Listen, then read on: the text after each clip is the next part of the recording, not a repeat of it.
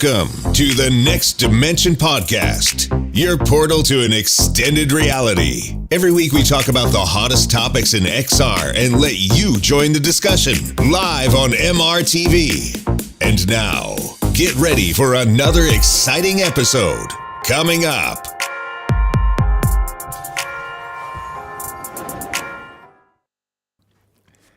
Hi and welcome to Season 2, Episode 10 of the Next Dimension Podcast. Your podcast that's all about VR and AR. And today with Tetiana from Disco VR. Tetiana, how are you today? Hi, I'm doing great. Thanks for asking. Happy to be on the show. Great. And also here with me, of course, Gary from Immersed Robot. Your quite new YouTube channel. Oh, very new. Just not really putting out too much, just bits and bobs here and there when I'm interested in stuff. So yeah. No.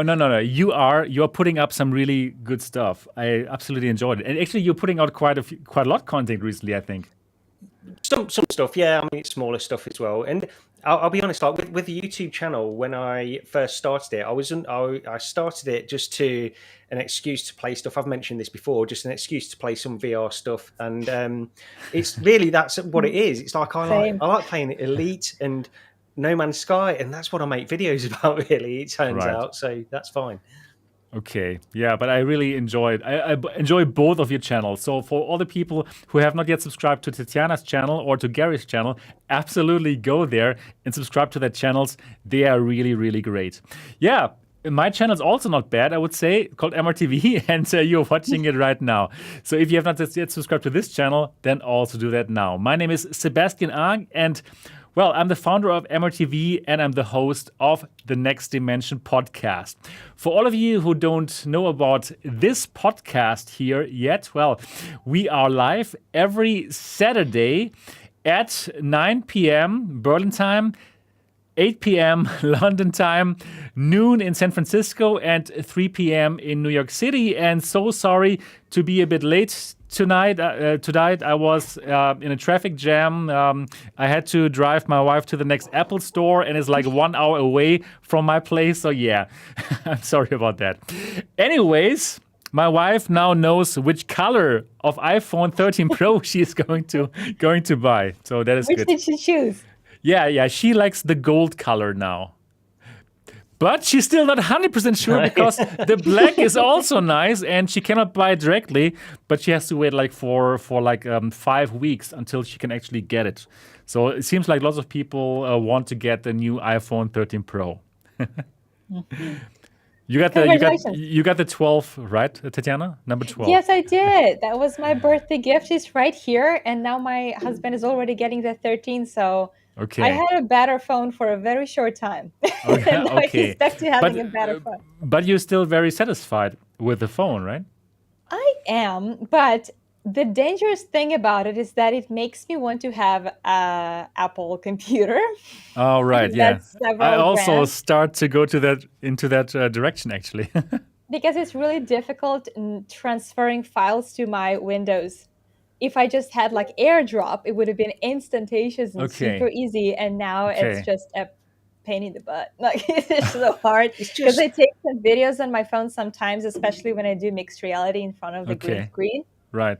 So transferring them is just really difficult. They're just so expensive. Yeah. That's the problem. Like the MacBooks and stuff, and they're just so expensive. But honestly speaking, that MacBook Air M1 is like €1,000, and for the power that it has, actually it's not so expensive. No. And then those devices, they tend to be of service for quite a long time. Like I'm using my iPad for now 4 years, and I cannot buy a new one because the old one still works so fine.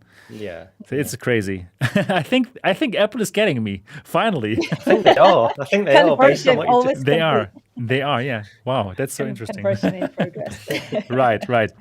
Yeah. So, anyways, for all the people out there, this podcast is all about VR and AR. And again, this is being live streamed every Saturday, normally at 9 p.m. in Berlin time. And if you want to listen to this as an audio podcast, well, you can do so on Apple iTunes, on Spotify, on Google and Alexa, and everywhere where you can find podcasts. And if you enjoy this podcast, then absolutely go get out your iPhone or iPad, open the podcast app, and find the Next Dimension podcast and give us a 5-star review. This would totally help us out. Yeah, so tonight we are having lots of exciting topics that we want to talk about. So lots of new hardware is going to be coming up. And for example, the Pico Neo 3 here in Europe is out now. It's a standalone VR headset for business, for enterprise customers. In China, this is actually the Quest 2 counterpart. So this is an interesting device. Then Nreal announced Nreal Air, another interesting headset, which is an AR headset without real AR functionality. We're going to talk about that one as well. Then HTC is teasing the frigging hell out of us again with their Vive Flow device. And yeah, let's talk about it. What might that be? Might that be some new AR headset? Might it be a VR viewer, a 3D viewer? It seems to be really small because it fits into some kind of little cylinder that they're teasing like crazy. And it's also on the thumbnail of today's show. Then we're also going to talk about the Valve Deckard, a new upcoming probably standalone headset from Valve. We heard so much of this headset from fellow YouTuber and content creator. Sadly, it's Bradley. And Brad, if you're watching this, we would totally love to have you on this show. Actually, I already thought about inviting you for today's show, but then I had this brilliant idea yesterday. And then I thought, okay, this is too spontaneous. So if in the future, anytime you have time, I would love to find out like how to get this kind of information, how to dig into that code and find those mentions. I think it's pretty wild, right? What do you guys think? I'm glad he does it because he's basically doing it so we don't have to.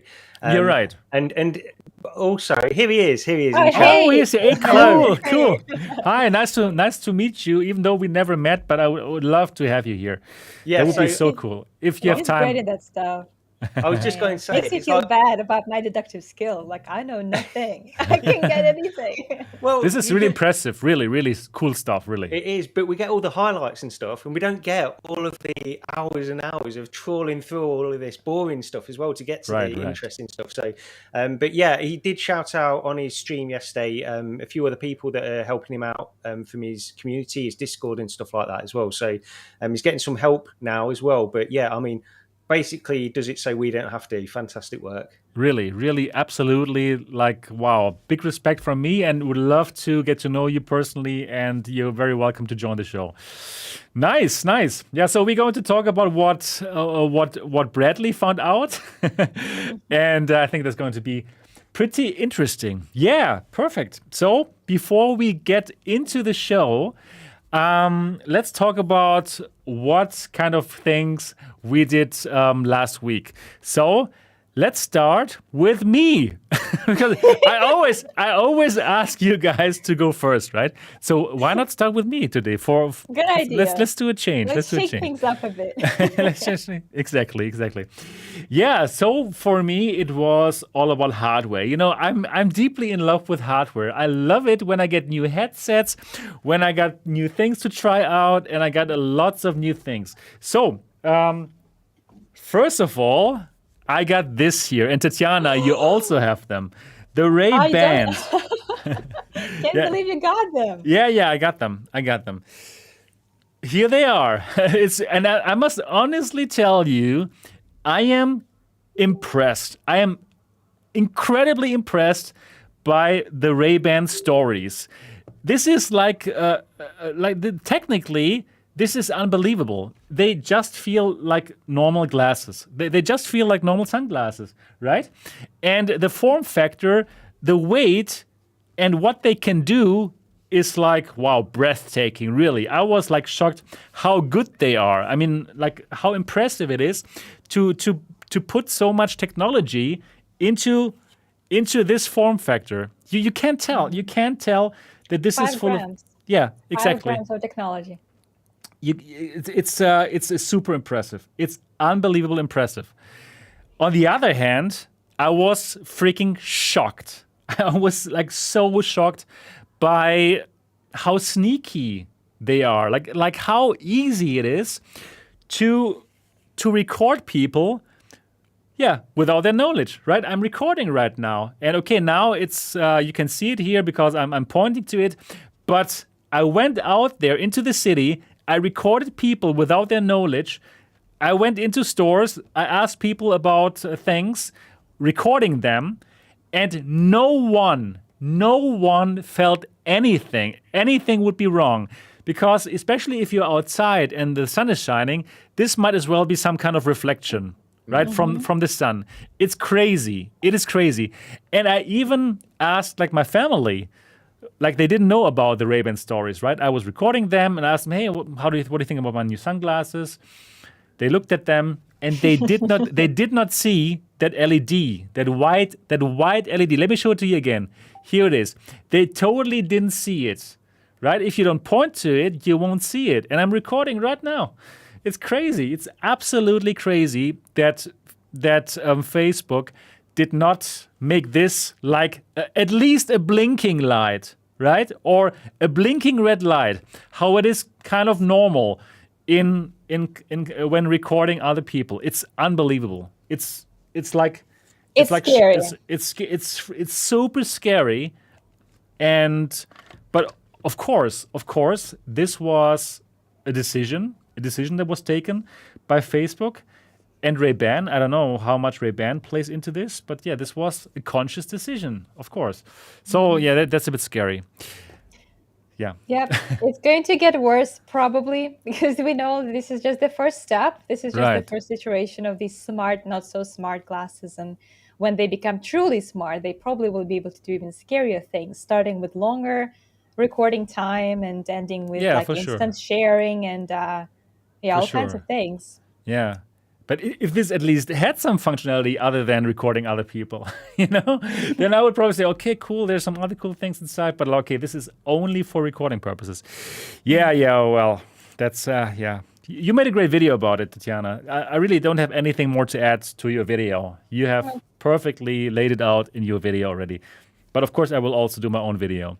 Yeah, thank you. Yeah, I agree that it's very impressive, just objectively speaking, to put so much in so little. You can't not be impressed and just like, dismiss it like something unimportant. Like it is a big step, but then we think about implications and that's where it gets sticky. And that's why I talked about the things that I had to talk about in my video. Right. Very well done. Very well done. I think your T-shirt is the star of the show so far, Sebastian. Yeah. I bought this in Las Vegas when I was there, and I thought, like, wow, this is beautiful. That's what you brought from Las Vegas? That's what I bought one T-shirt, and it's this beautiful T-shirt. For the audio podcast listeners, it says, I pooped today. Yeah, and it's a very happy person. So that's why one of the comments asking, Sebastian, did you poop today? I'm like, that's an odd thing to ask a host of a podcast. That was before I realized that that's the shirt you're wearing. Right. Yeah, I love that shirt. Right. So now what I was talking about? I was talking about the glasses. Exactly. Yeah, right. So I will still make content about them. I was thinking about like making a video that is entitled "Invading People's Privacy with the Ray-Ban Stories." Probably this is going to be a very controversial video. Yeah, I'm looking forward to that video, I think.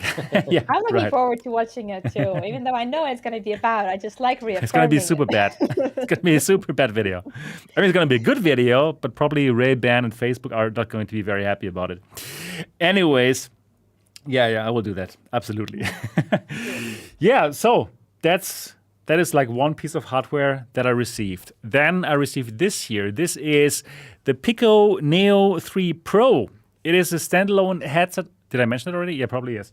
So yeah, it's a standalone headset, and it's like meant for business here in Europe, and in China, it is basically the Quest 2 counterpart. And in China, they are very successful. Pico is very successful.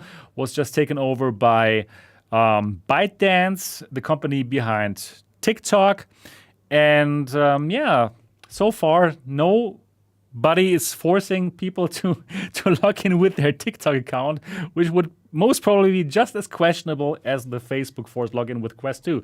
But anyways, this is a pretty nice headset. We're going to talk about it as one of the topics. Then I received an omnidirectional treadmill. It's the Catwalk C. And, well, it is one of those treadmills where you get special shoes, which are very slippery. And then you would do some kind of like walking motion, which is honestly speaking not really walking. It is some kind of walking. They call them slide mills, don't they? Slide mills, probably slide mills. Yeah, you're sliding and right, exactly. And I have not fully evaluated it yet. I spent the whole day yesterday to build it, and then I went in it for an hour, and it was a fantastic workout. So much I can say. I didn't need to do my jogging program anymore. I already did some good walking. But you know what? I can't tell you right now my final conclusions about it. I need to spend more time, and that's what they said, that I should get used to it first, and then I'll give my conclusion. But I can say it doesn't feel like walking. It's something different, right? But it is very physical. So it does feel like you really are physically involved in this kind of like walking or sliding. And probably some people will enjoy it. Yeah, I watched a couple of other YouTubers who have already released something on their channels. It's funny how some of them say that it feels weird to walk. After spending 2 hours on this sliding mill. It feels weird when you actually need to take real steps afterwards. So I wonder how much this thing messes with your head. Yes. Oh my God. You feel that way because you've been walking your whole life and you've only been sliding for 2 hours. How does it work? This is crazy. So after I built everything and after I walked in this for 1 hour, I was so tired, I simply left the office. And then walking on the streets, it felt like I was like doing the moonwalk from Michael Jackson. It felt so smooth to walk in reality. It was amazing. Really. That was so interesting. It's a new spin on walking. Makes you appreciate your legs more. It made me completely appreciate how easy it is to walk in reality. Anyways. So I was like getting lots of hardware and lots of new hardware here at the MRTV headquarters. That was my week. Yeah, so Tetiana, tell us about your week. Well, first of all, you've had a busy week, Sebastian. How did you have time to try all of that? Yeah, it's like, wow. It's so hard to make videos about it because it's just like so much hardware. Yeah, it sounds really interesting. You tried a lot of cool stuff last week. Right. So that's I cool. did. Actually, I jumped in on the previous episode last week. I know that you were kind of talking a little bit about the Unplugged game. Oh, I played that. I forgot to say it. I played it also yesterday. No, the day before yesterday. Oh my God. I keep playing it. I keep getting back to it. And I love it when games just make me want to get back to it. The one that had the strongest impact like that was Demio. That's the game I find myself thinking like, I'm going to play Demio tonight. And that Unplugged is one of the few games that gives me that feeling because it feels so cool. And there's just 3 songs there for now. I love it. Have you already seen this full list of songs? Yes. There's some good. That is impressive what they've got there. Yeah, there's some good songs on there. And then, of course, I made the video playing, the Unplugged with the real guitar in my hands. I don't know if you watched that or not. I haven't watched it yet, no. Yeah, well, I wanted to try if that would work because, I understand that the whole purpose of having this game is so that you play air guitar without holding a plastic Guitar Hero thingy. But I just wanted to try. I mean, that's the immersion, right? You want to have the real thing in play. And surprisingly, it did work, even though it wasn't perfect. The neck of the guitar would mess with the tracking a little bit, but the strumming with the right hand was so good. I really like enjoyed it more because you could feel it. And then I recorded myself for the video, and you could see me with the green screen Right. because you could hear how ridiculously you sound in real life, because you only think that you sound so cool when you're in VR. But Right. yeah, it's kind of funny that you should, if you try to play it with a real guitar, you should probably do it when nobody's at home because you sound terrible. But yeah, that was one of the games that I played. And then, of course, there are so many other games that are coming this month. We will talk Right. about some of them today. But honestly, I've been just making schedule for my channel because there are some games that are coming in the same day. And I believe October 7th is the date when 4 games are coming out. And I'm going to have to make some decisions as to which games it's going to be cover tough. and which ones I don't. So I've been like trying to make sure that I have time that I will cover the games that I really want to cover. And obviously, like Resident Evil is coming out, Medal of Honor is coming out, Jurassic World's already come out. I don't know if you tried part 2 yet. No. So that you can run around from T-Rex, not just the raptors. I played the first. I played the first one. I played about an hour and a half of it. I wasn't too impressed with the first one, so I've not picked up the second one, to be honest. But I did actually hear from other people that it's a slow start, that first one, and it does get better towards the end. Just as it's getting good, it sort of ends, and that's why some people were disappointed with it. But it just wasn't doing it for me for some reason, that first one. Yeah. It's not a very long game either. I guess that was one of the common criticism of the game too. But that's why a lot of people are excited about the part 2, because it adds a little bit more of a variety to it. Because there's this part where you're facing the T-Rex, and in order for him not to eat you alive, you just have to stare at him and not move. Okay. Yeah, that's cool.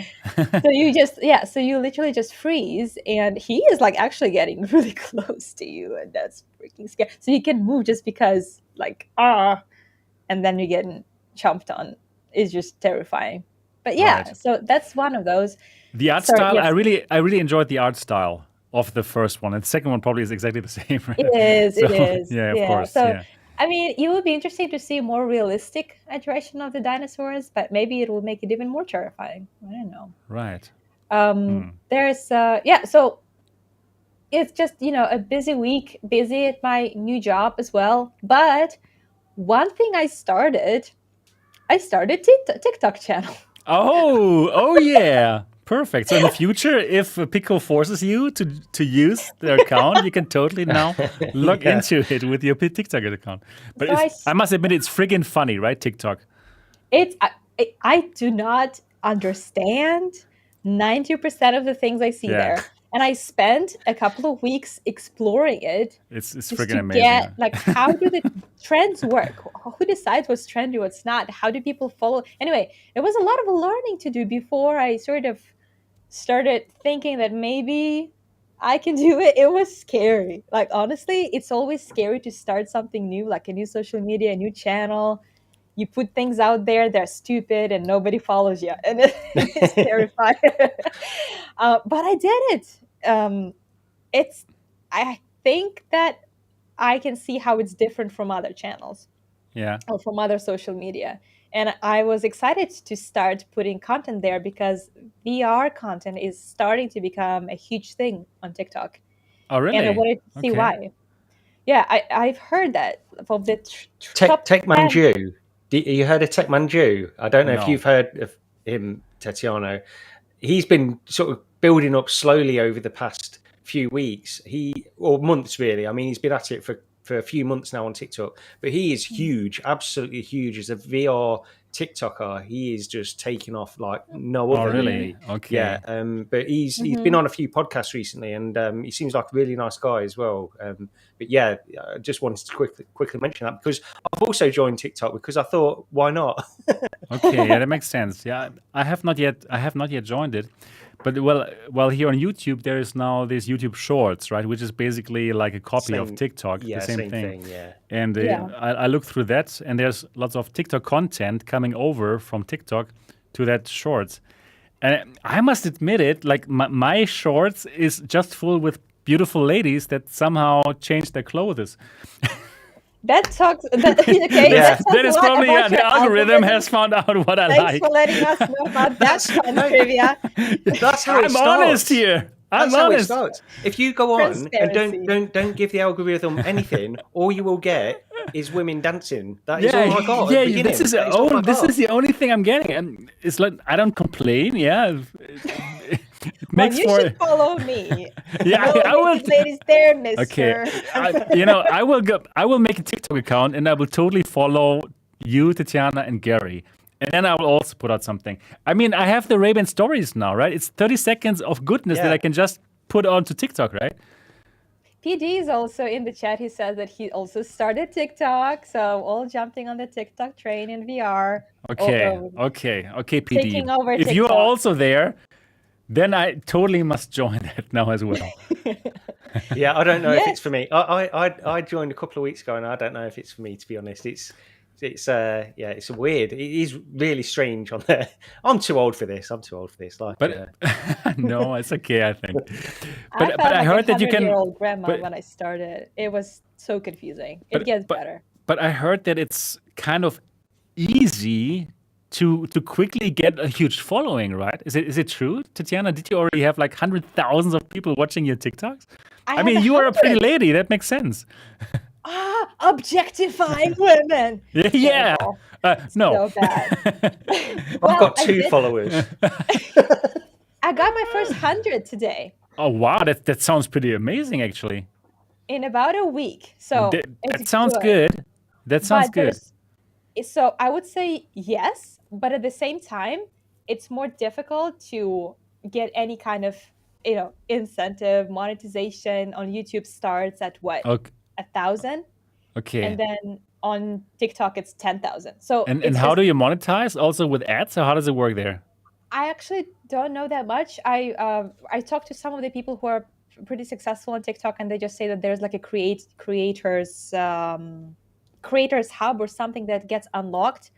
I don't know if it's through ads or something else, but it unlocks at 10,000. Okay. And then the payment per view is way lower than YouTube.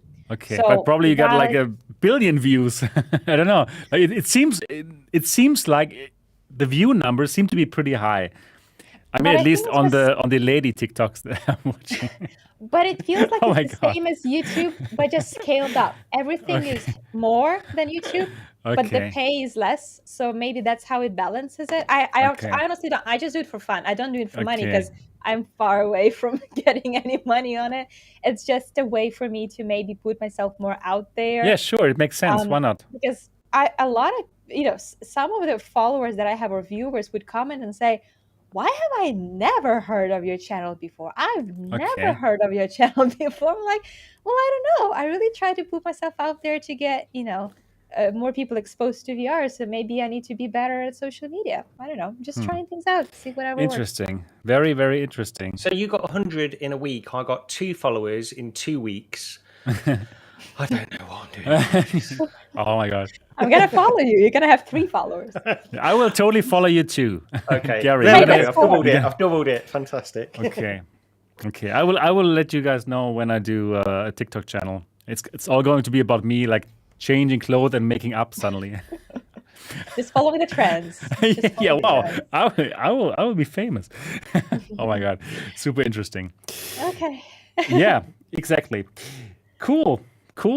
So TikTok is getting bigger. Very cool.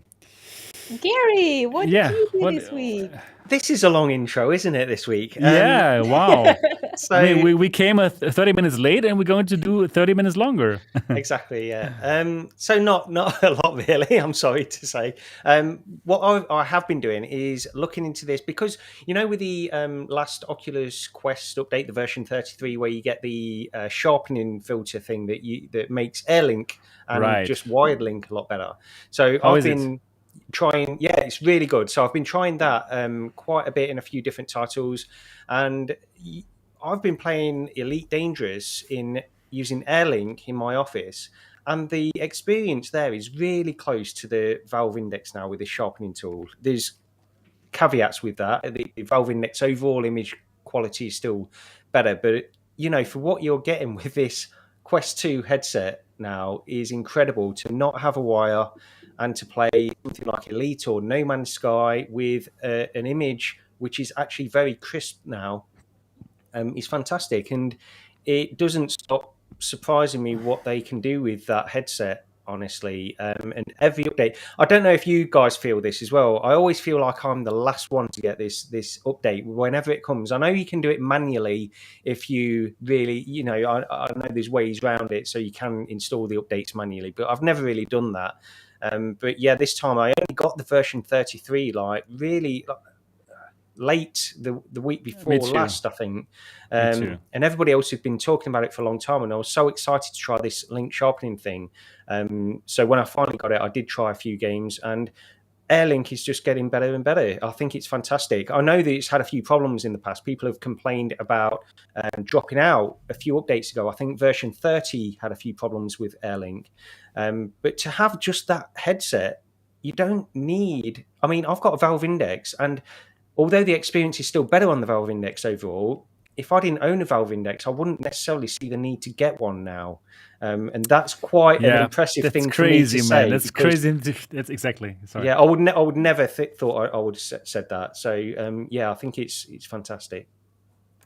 But yeah, other than that, so what else have I been doing this week? Not a lot, really. I mean, I am doing something.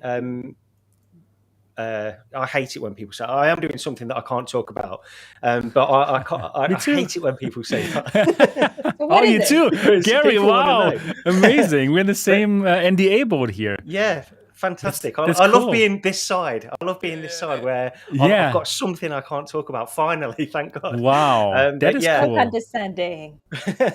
Wow, that's cool. That's what is it about? Like, can you give us some kind of hint or? No, not really. I don't want to. I don't want to risk it anyway. But no, right. it's exciting and it's exciting in a way anyway. But so not a lot else really. The Link stuff and that's really it. But just a normal week as usual. Okay. When will we know about that thing that you can't talk about? Yeah, well, it might be. I'm not in control of it. It's nothing for my channel or anything like that. First of all, it's nothing to do with that. But it is something to do with VR, which I'm excited by. So that's really what it is. But as soon as I don't know any more information than that, so as soon as I know, then I can let you know what I was talking about all those months ago, I suppose. Right. Yeah, it's sometimes you're so excited about something, and it's tough not to talk about it, right? So then you do tease a bit. Like I also did it. I shouldn't have said anything. I regret same for me. I totally shouldn't have said anything. Anyways. Good talk, guys. Yeah, right. Anyways, it's great to see that VR is progressing so much. So I'm happy about all things that are happening. It's fantastic. Right. So, I quickly want to mention two things that I also did. So, Tetiana said it. I also played like a preview build of Unplugged. I was happy enough to be able to check it out, and I totally enjoyed it so much. It's like it made me like giggle when I tried it first. It's like it's cool. It's really, really cool. So you can look forward to that. And I was impressed with the hand tracking. Was pretty good. Yeah, it worked. It worked very well. Every finger matters in that game. Really, every finger matters, and it feels more immersive than I thought. I thought like, okay, probably you do need like any guitar, like a plastic guitar, to feel more immersive. But you can really rock as well, just in the air, just as much fun you can have when playing air guitar in the shower, right? So now you can do it professionally with that thing. That was amazing. And one other game that I played for the first time was Stride. So I played Stride, and I actually also live streamed it on my channel. And wow, I enjoyed it so much. It really feels like this kind of parkour game, a bit like Mirror's Edge, but in VR. And wow, I want to play that more. I really want to explore all the different kind of modes. And I'm excited about this time mode where you play against others for time, like be the fastest. I think this has a lot of potential. So have you both tried Stride? I've not, no. because it's early access, isn't it? I don't know if there's much. Is there much of a game there yet at the moment, or have they added stuff since launch? Because I heard a few things like that at launch. Oh, right. Yeah, I think they are still adding something right now. They're still working on adding more modes, I think. Yeah, exactly. Okay. Yeah, anyways, now let's get to our topics here. And let's start with the first topic. And the topic is the following. So I mentioned it already. Pico launches the Neo 3 Pro and Neo 3 Pro I, serving up strong competition to Oculus and HTC, because this device actually competes in the West against the HTC Vive Focus 3 business headset, which costs 1,400 euros, and the Oculus Quest 2 Business Edition, which costs 800 euros, and an additional 150 euros yearly fee. But this costs only 600 euros, excluding taxes, and there is no fee whatsoever, no yearly fee. And my first impressions of this device are really good. Basically, what this is, this is like a carbon copy of the Quest 2, honestly speaking. It's so similar. It has the same resolution, probably exactly the same screen, probably. It also has Fresnel lenses. It also has like 3 IPD positions, exactly the same like the Quest. It has 4 cameras here. It has the same infrared light tracking of the controllers. The controllers have the same button layout like Oculus Touch. It's basically everything is the same, like very, very similar. Just it has like the battery in the back. So basically it has something like an Elite strap with battery directly from the start, which I think is a good thing. So in terms of comfort, this is like better from the start than the Quest 2, the plain Quest 2. And also, and that's something that I think is really cool, you can buy this here as an accessory. And can you see that? It's a DisplayPort cable. So you can connect this directly to your PC, and this will make it a PC VR headset without any compression. You know, with AirLink and with Oculus Link, you will have still compression, and it's going to be the pictures being compressed, sent over USB, and then decompressed. But with DisplayPort, you obviously don't need that, and you'll get like a PC VR picture uncompressed. Pretty impressive. I think this is cool stuff, actually. This is something that probably lots of people would love to have on the Quest 2, even though now actually Oculus Link and AirLink is pretty impressive without that even right now. It's unbelievable, actually. It's so good. So, yeah, but other than that, I would say it's pretty strong competition, especially here in the West for the enterprise market. What are your thoughts about it, Tetiana? Just seeing it here for the first time. Yeah, thanks for like giving this outline about it, because when you said that it's almost exactly like Quest 2, I don't even know if that's necessarily a bad thing, because Quest 2 is a very impressive device. And to get something like that, minus the Facebook login, plus the cable that has, no compression, and plus this, quote unquote elite strap that comes out of the box, is basically a better version of Quest. I haven't tried it. I don't know if it's exactly the same quality. It's pretty good. I don't know.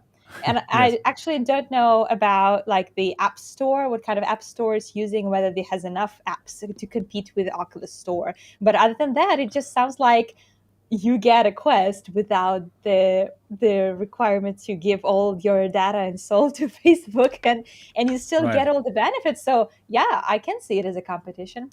It's pretty impressive, actually, because also in the store, right from the beginning, there's lots of games that we know. Pixel Ripped, Contractors, Synth Rider, like big IPs for VR, right? And they are already in the store. So I was pretty impressed by the store itself that they would actually have these games. But, for the enterprise customers, like B2B2C, like who have these headsets to give to their customers, basically, this is perfect, right? Because they put their own apps anyways. So, Gary, what are your thoughts about the Pico Neo 3 Pro? So to me, I don't know a lot about this headset. I've heard about it for months, really. I was under the impression as well that it was actually made in the same factory as the Quest is. Really? The Facebook. That's what I heard a while ago. I would not be surprised about this at all. So I thought somebody, or there was a report on that saying that basically Facebook gets the Quest 2s made in the same factory that this headset is. So it's just like an alternate version of the Quest 2. Sorry, I don't hear you right now, so you have to keep on talking because my headphones have a problem. So an alternate version of the Quest 2. So, the hardware, as we know, with the Oculus Quest is fantastic anyway. So presumably the hardware on this is fantastic too. So it's a good thing. I mean, the question is, what we are all looking for is some kind of competition in the standalone market for the Oculus Quest 2. And this might not be the one to do that, or it might be the one to do that. If it's very close to that product anyway, you think, what is the advantages of going for the Pico Neo 3 rather than the Quest 2 if I live in the West? And, you've got a whole ecosystem, a whole store there anyway. You mean for customers or for enterprise? Is this only enterprise? This is enterprise. This is only completely enterprise. Yeah. So here's a question for you then, Sebastian. With this being enterprise focused, so you've got the Quest 2 Enterprise Edition, which is, I believe, 800 or 899. Yes. So what does this cost to enterprise? And is there a subscription fee or anything like that beyond? There's no subscription fee for the Pico Neo 3 Pro, and it will cost them 600 euros plus tax. So it's cheaper, and there's no yearly fee. So actually, it's quite good, I would say. I think many people many companies will at least think about using this. And of course, it also has an XR2 chipset. Basically, I could totally see that coming from the same factory. No, really, it looks so similar. It's crazy. I'm pretty sure they did say that it is, but sorry, go ahead, Tetiana. Yeah, but how do you log in to your account? Because the data privacy is obviously a big thing, and since it's owned by a Chinese company, right. Did you notice anything that could be concerning regarding how your data is being treated? Do you give them any access? I didn't make an account. Honestly speaking, there was already some content on it. But if you wanted to use the store, then you would need to make an account with Pico, a Pico account, and that's it. So there's no social media account that you would need to connect. And I think, for Facebook, that's a problem, right? If it was just an Oculus account, we wouldn't be talking so negatively about the whole Quest 2 situation, right? But here, it is a Pico account. So, and there is no social media connected to it, right? So that is one thing. And if you don't want to use their store, if you simply want to put your own apps onto it, and lots of these enterprise customers, they want to do exactly this, well, then you don't need to sign up for an account. You can simply use the hardware as is, which I think is a good thing. Yeah, right. So what do you think? Do you think Pico should actually try to also compete for consumer market in the West? That's how they started, actually. A couple of years ago, you could buy a Pico. It was an Oculus Go competitor. It also had some Oculus Go content, very similar games. And, it didn't work out for them. They had no chance against Oculus, right? That's why in the West, they changed their strategy and they simply went for enterprise only, which works very well for them. They have lots of customers in the West. Do you believe that now with that huge monetary addition from TikTok, which we talked today already about, do you think now with that war chest being bigger, they would stand a chance to compete in the West for us consumers as well? Possibly, yeah. I mean, if you can throw enough money at a problem, then I think they would stand a chance. But I think they'd also come up to a certain amount of criticism in the same way that Facebook do by being a TikTok headset. There's a lot of mistrust of TikTok anyway. Right. Just like in the previous months and stuff. So I think they're going to come up against the same problems. So if they were to really invest in the consumer market over here in the West, then there's a possibility that they could compete with Facebook. But who knows? And to be honest, you're basically just exchanging one thing for another as far as I'm concerned here. Yeah. So there's not a lot of... From my point of view, I don't know whether it's worth it from the consumer point of view anyway to have that. Well, if anyone could probably compete with Facebook, that would be TikTok. But to see both of them are fighting for the consumer market, it's like seeing, who will win, Godzilla or King Kong? Both are bad Yeah. guys. Like, I don't want either one of them to win, Yeah, but they're probably going to agreed. fight either way. Yeah. Right. I would really, it's really like, okay, do you want this Chinese company to compete against Facebook? Or I'd rather have another company like step in, but yeah, well, that's tough. We don't see that right now, right? So let's see what happens. Do you think it's a matter of time before TikTok and Pico employs a similar strategy that Facebook is doing right now with Oculus, with the sign up? I must say, I have not really spent so much time yet understanding the TikTok business model. Is it also based on advertising, on like serving like personalized ads? If yes, obviously, right? They will also try to understand you and get to know you as much as possible. Immersive Matthew says yes. So okay. I don't know TikTok's. I really don't understand. I really don't know their business model yet. But I need to do some research, right? Yeah. So then we'll know. But anyways. Yeah, like all companies in China are like heavily regulated from the Chinese government, right? Like every single company. Yeah. And well, so it's always a bit questionable. Yeah, Sony, exactly. Sony, step in, please. Step in and just help us. Fix things for us. next year. Sony's going to step in huge. Sebastian, all of the things aside then, just taking aside the login, the Facebook stuff of Quest 2 versus this, and just taking the headsets, the hardware is a separate thing. Which one, are they so similar that they're basically identical apart from sort of various sort of superficial things like the battery position and stuff like that? Or is there any other differences that you've noticed in hardware? So hardware-wise, they're so similar. It's crazy. It's really crazy. This has a beautiful picture as well. Just like the Quest 2, you put it on, you directly feel everything is very sharp. You don't have any problems with binocular overlap, like with some other headsets, like the Focus 3 or the Pro 2, right? So it's just nice, just like the Quest 2. So just in terms of hardware, I would say, wow, this is very similar to the Quest 2. Probably the build quality of the controllers, it cannot match the Oculus Touch controller. It looks a bit cheap, honestly speaking. Have a look at my video. I show them very clear in the camera. I don't have them here right now, but they simply don't look as good as the Quest 2 Oculus Touch controllers. But the headset itself, it does. And it even has this additional feature of this DisplayPort cable, which I think is really cool. But in terms of software, I must honestly say, Oculus is so strong, and it's hard to compete with them. Like, they have so many engineers, and they're doing such a good job, right? I really, it's like tough to compete against Oculus in terms of how streamlined and how perfect the software is. Like, I have compared the wireless Steam VR streaming, and it was good. It was good on the Pico Neo 3 Pro. Good.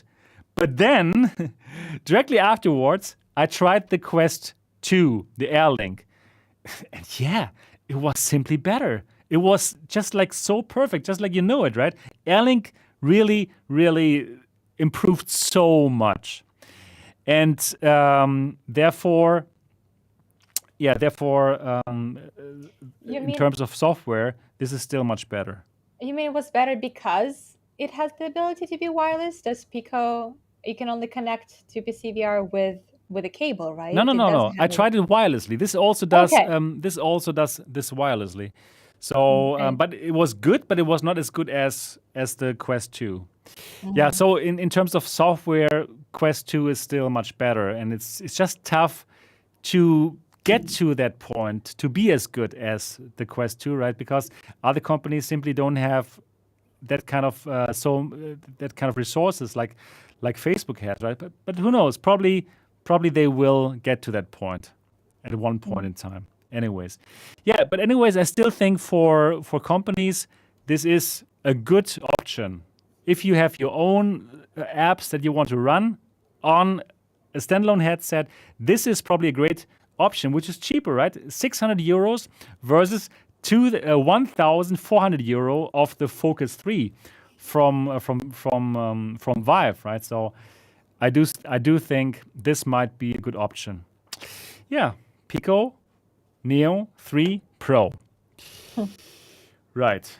Okay, let's go to another company now, and let's talk about another headset, or I would say probably glasses. Nreal recently they have announced another huge investment round, so they have a lot of money, and they directly told us about this here, the Nreal Air. So this is the successor to their Nreal Lite. The Nreal Lite were AR headset that you would connect to your phone, to certain phones, and then you had AR capabilities, right? So you could watch movies with it. You could put browsers into your field of view, all that nice AR stuff. But it was also like 600 euros. The Nreal Air now goes down a different road. So these are more of viewers, less AR headsets, because these glasses are not aware of their surroundings. So they cut all the cameras, but instead now they concentrated on that that virtual display that you can see through these headsets. So these are glasses which are made for binge watching your favorite Netflix show, probably when you're on public transportation. And these are supposed to come out in December 2021 across Japan, China, and South Korea. And the price is going to be just a fraction of these $600 that the Nreal Lite cost last year. What are your initial thoughts about this, Tetiana? I'm just a little confused. Maybe I'm not that familiar with this technology that it doesn't have the cameras. So you're using it to binge watch shows, like you said, but again, is it practical though? Do you see yourself doing that? I really don't. I don't think so. Why not? I don't know. I mean, it's just sitting wearing glasses and watching show the idea doesn't appeal to me for some reason. I don't know. I enjoy, is this the virtual environment, like the big screen, and I'm in it and I see it in the VR set? Yes. But just wearing glasses, I maybe I can't imagine it. Right. But you know what? Like, for example, probably if you are out and about, like in the public transportation, or you are in a plane, for example, and you don't want to shut yourself off completely. Probably you're in the bus and you still want a bit to see what's going on around you. Then I believe like glasses like these could work really well. Like I do own those Nreal Light glasses, right? And I use them, for example, in my caravan.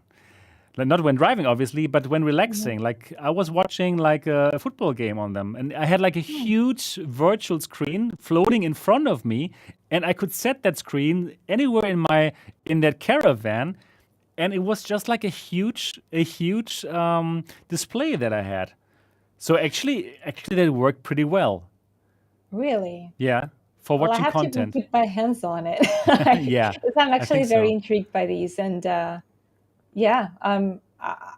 sorry, I'm blanking a little bit right now because I haven't tried this. I really want to now. You need to try that. It's actually pretty cool. Like for the Nreal Lights, I was pretty impressed how I could put those virtual screens around in my area, no matter where I was. Right, I can put like a virtual screen here, watch Netflix or whatever. Right next to it, I could put the Twitter feed and watch what's going on. So that's pretty cool. But with these, you won't be able to position them in space.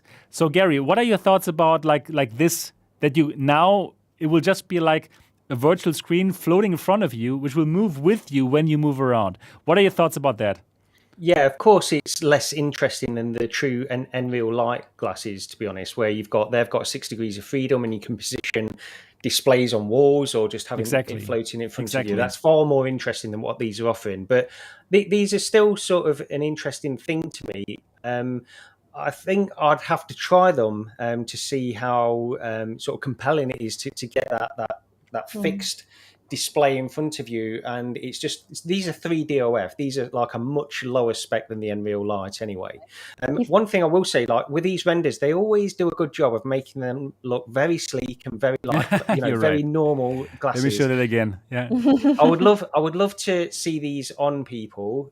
Like when you see the Nreal Lite, they've got a way where if you position them in a certain way and you look at the camera in a certain way, they look like normal glasses, and then you'll see people from the side wearing them. And then it's a bit strange. Yeah, they look a little bit strange. And I would predict, because these probably don't look quite as strange as that, but they're still going to have a level of like display technology that's got to be fit above where they touch your forehead, I would imagine. So it's still probably going to stick out a little bit. But who knows with these? They're interesting. I would like to try them, but they just don't excite me as much as 60 OF AR glasses or approximations of that, like with the Nreal Lite.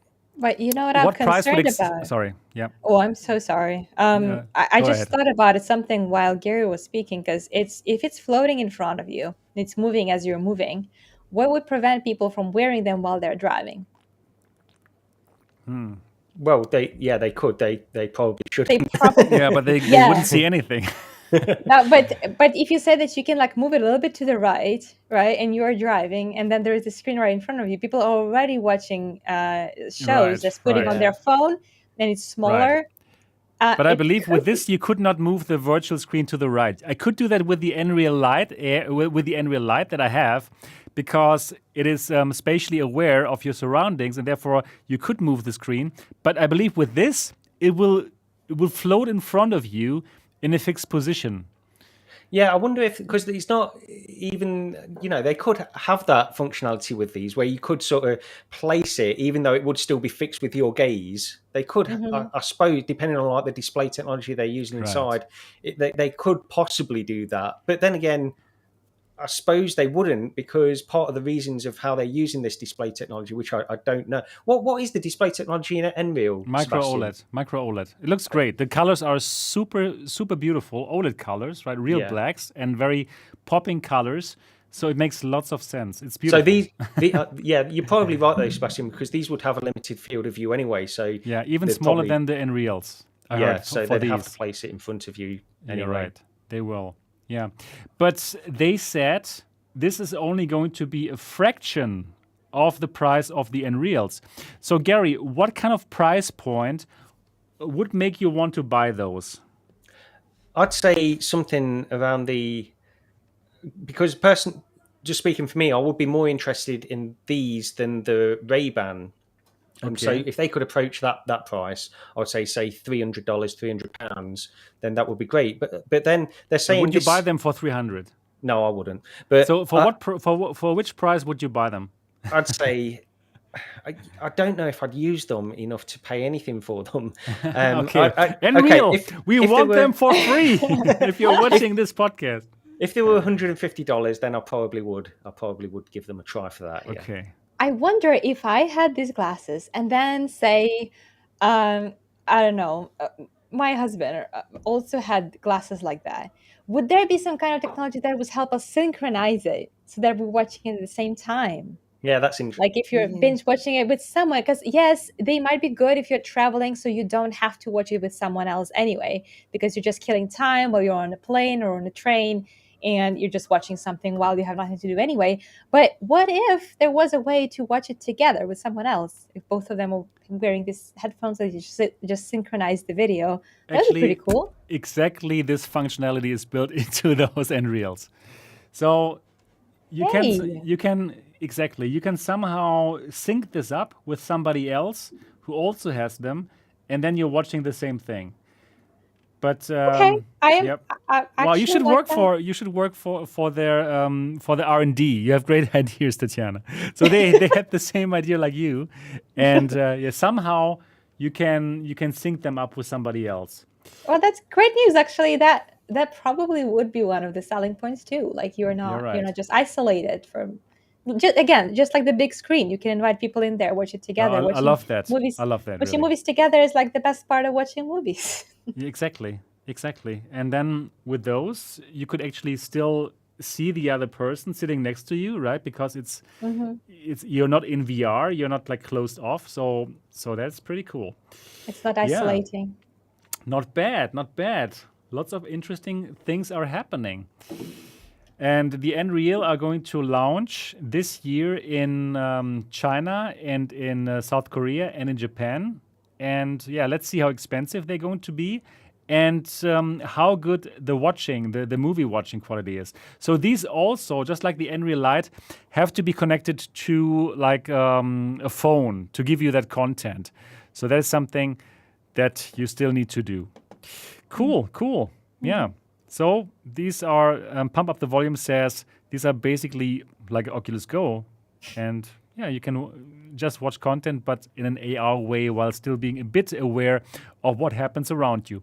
I think it's interesting that they went away from that AR, from that spatially aware AR glasses that their first headset was giving us. But probably it was just too expensive and the functionality not good enough yet, so that they thought, okay, let's do one thing, what people actually use that for, watching videos, and make that perfect and cheaper. I think it's a good move. Yeah, I think as well the reason they went away from that is, although that's sort of the long-term goal of these devices, the long-term future that we all want with these devices, it just does feel like the Nreal is just a little bit too early to that party, and they can't win over all the consumer confidence on their own. So they need to build it up in a more progressive way, like starting out with like how Facebook are doing with the Ray-Ban glasses, and just introducing smart glasses in that kind of way, and then build up to this AR stuff more in the long term. Right, exactly. Yeah, so probably this might be the right way to go. All right, and now let's talk about something else. Probably it might go into the same direction. Yeah. So, by the way, I don't know. I have absolutely really no idea what it is. So, HTC is holding a Vive product event just ahead of Facebook Connect. And yeah, they are teasing. They're teasing like crazy. We know HTC somehow seems to enjoy teasing on Twitter, right? They've done that with their other headsets before, with the Focus 3, where they were like showing little pieces of the headset, and also with the Pro 2.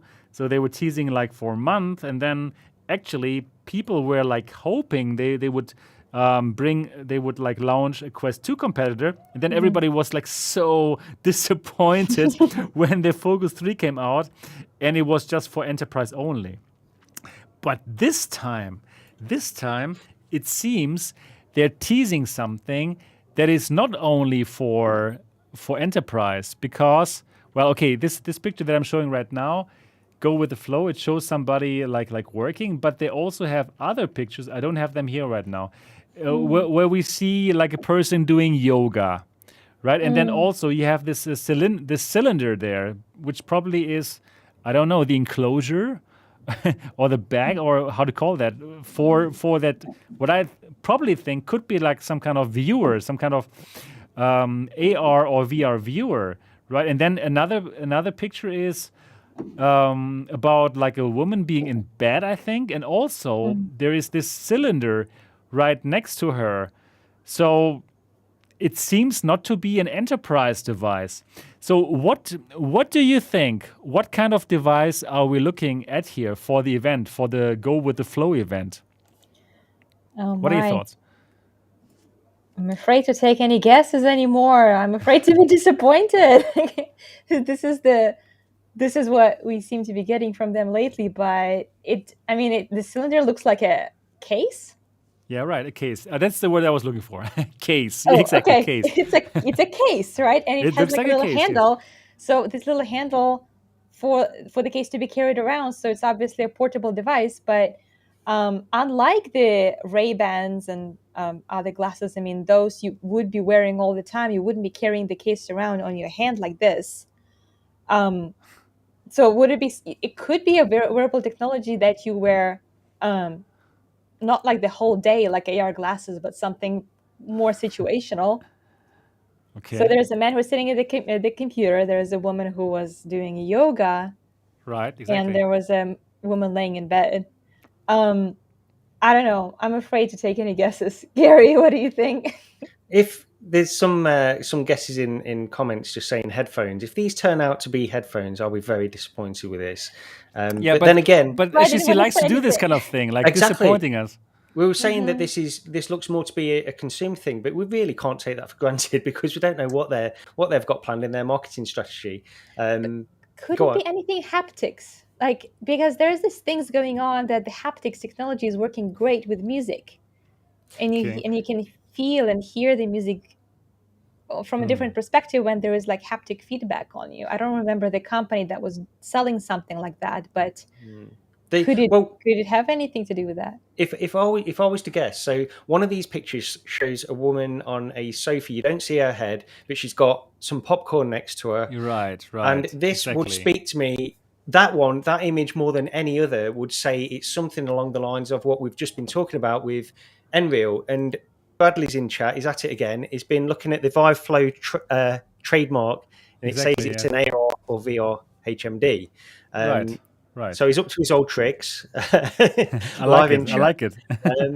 But yeah, that to me, these images sort of point in that direction as well to what this sort of 3DOF kind of viewer, this video viewer, is what I would guess at based on these images. Yeah, but why then do we see this one image where the person is sitting in front of the laptop? The laptop has a screen, right? So why? How would it make sense to wear the viewer when there's a laptop in front of you? Yeah, well, you've just completely ruined my point, Sebastian. Exactly, right? Which this actually works in favor of the theory that it's some kind of earbuds or headphones or something to do with music rather than vision. The audio perception. Scoble on Twitter is constantly talking about Apple and how AR that they were working on has something to do with audio-based AR rather than visual AR. So it doesn't necessarily mean it has to be visual, I suppose. That's another angle we could take with this. Yeah, the enclosure, right? This case that we see here, it wouldn't make sense for glasses. Like if you look at it like this, right? Why would you put your glasses into something like this? Exactly. It would have way too much room. Like it was like, right? Let's say if it was like glasses, like my glasses, right? There would be too much wiggle room. There was something about them being foldable, though. That's the other thing that I read about. They were saying that these could be foldable wearables, but I don't know. You can't tell with HTC. It could go in any direction. Again, with this picture, with the man sitting with a laptop, the only things you can see is his eyes and his ears. You cannot see his ears. You cannot see his ears, and you cannot see his eyes. Yeah, that's as much as they show the face. Like it's not covering your mouth. That's we know that. It's not. It's exactly. It's not something with the mouth. But this guy seems to look onto his computer. Right? So here, it would make more sense if it was some kind of headphone. Yeah, but it's a double bluff. The computer's not on.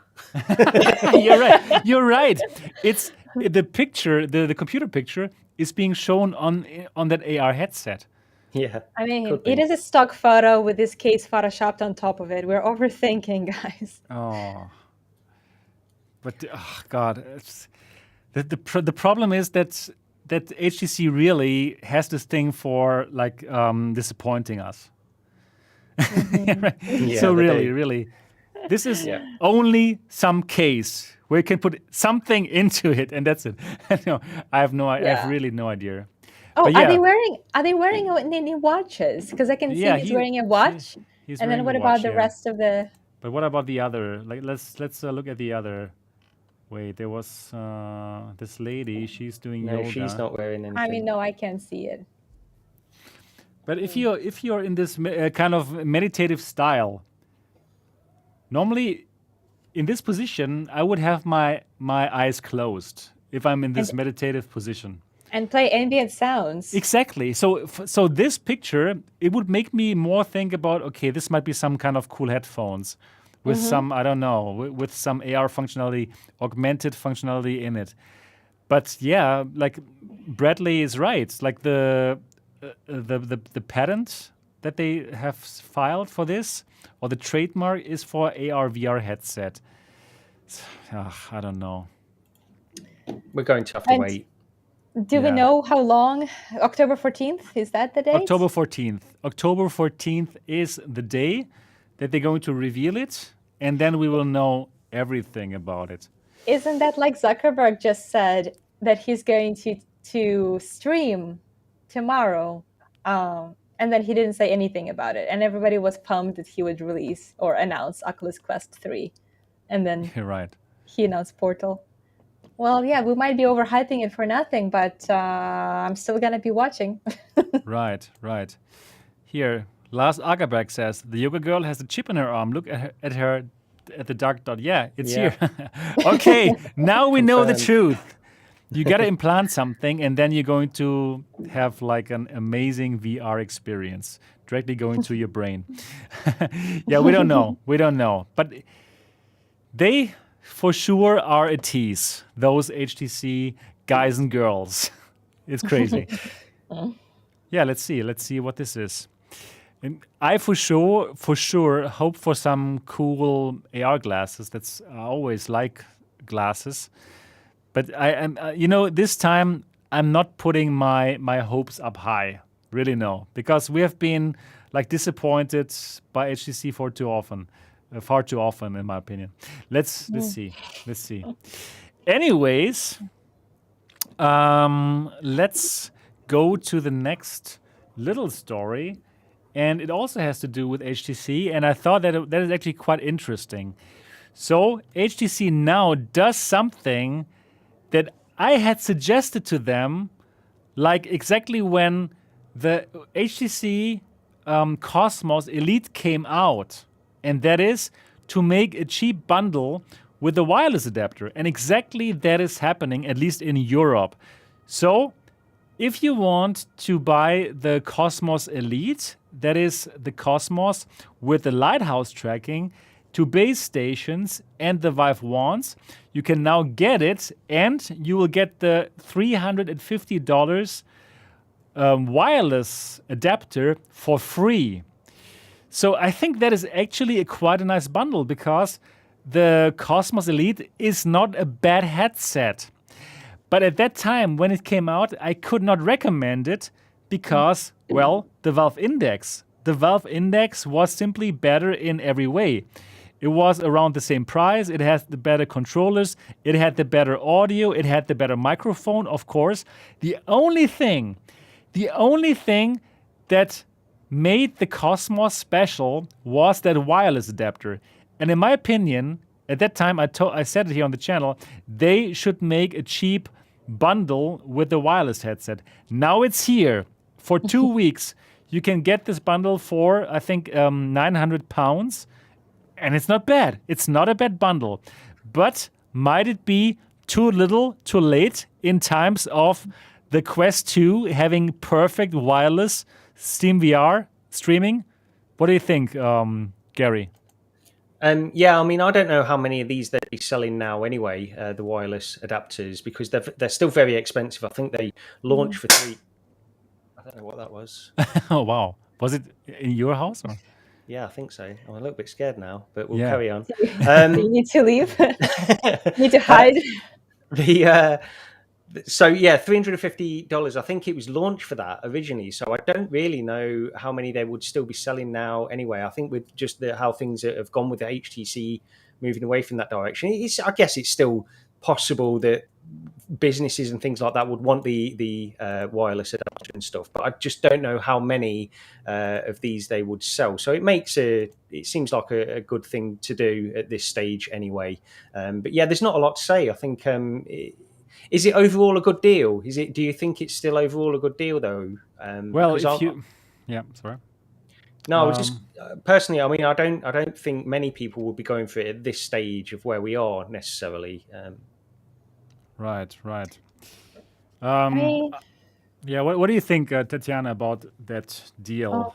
Well, I tend to agree with Gary that I don't know if that would make a whole lot of sales for them at this moment, even though it does sound like a good bundle for people who would be interested in it right now, even though the competition is pretty high right now and there are cheaper alternatives. But we are here talking about HTC. We are highlighting it on this channel and on these podcasts. And I found it rather odd that even in this article, they kind of emphasize the fact that they are doing it right before they're announcing something called Vive Flow. And I don't know if that's what it is, but they could be doing these slight movements to make a little bit more noise and attract a little more attention and talk around their company and things that they're doing to stir some things up. But I'm afraid to think whether it has anything to do with whatever they're about to announce. Probably not, but it is like it's causing people to talk about it, about the company and about the things that they put out. I wonder if that's a part of their strategy, because I don't know if it's going to help their sales though. Yeah, probably some people. Wow, we got all kind of audio going on today. Sorry. So, yeah, I don't know.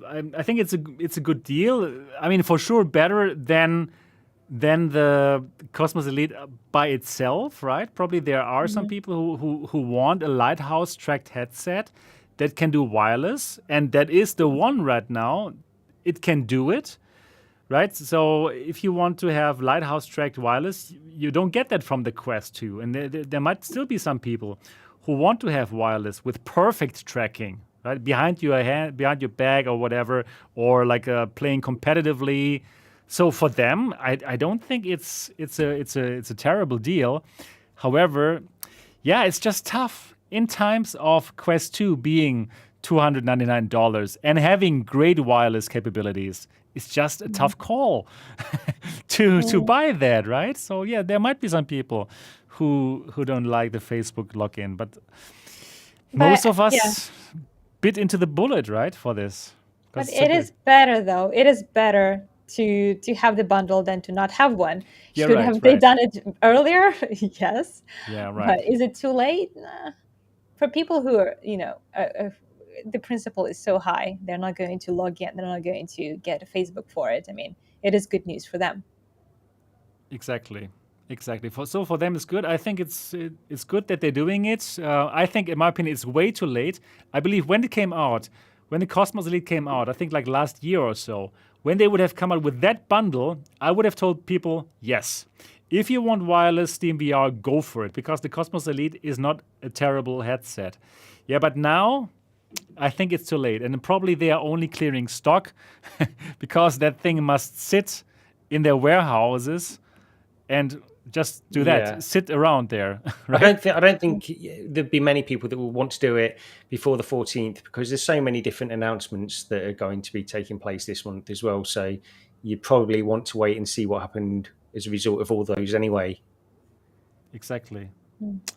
Yeah. So that is definitely an interesting thing. However, might be too little too late. Yeah. And now, before we go to the next topic, before we get to the Valve Deckard topic, and by the way, Bradley, if you're still watching this right now, I have sent you an invite link to your Twitter. So if you want to join us live right now and tell us about all your findings about the Deckard yourself, then you can do that if you have the time. And here it is. Here he is. Oh, that's so amazing. That is perfect. And hello, he is, Bradley. And so nice to have you on the show. Thanks for coming on so spontaneously. How are you doing? I'm doing great. Thank you for having me. That is amazing. Yeah, actually, I wanted to invite you. I had the idea yesterday, but I thought, hey, that is too spontaneous.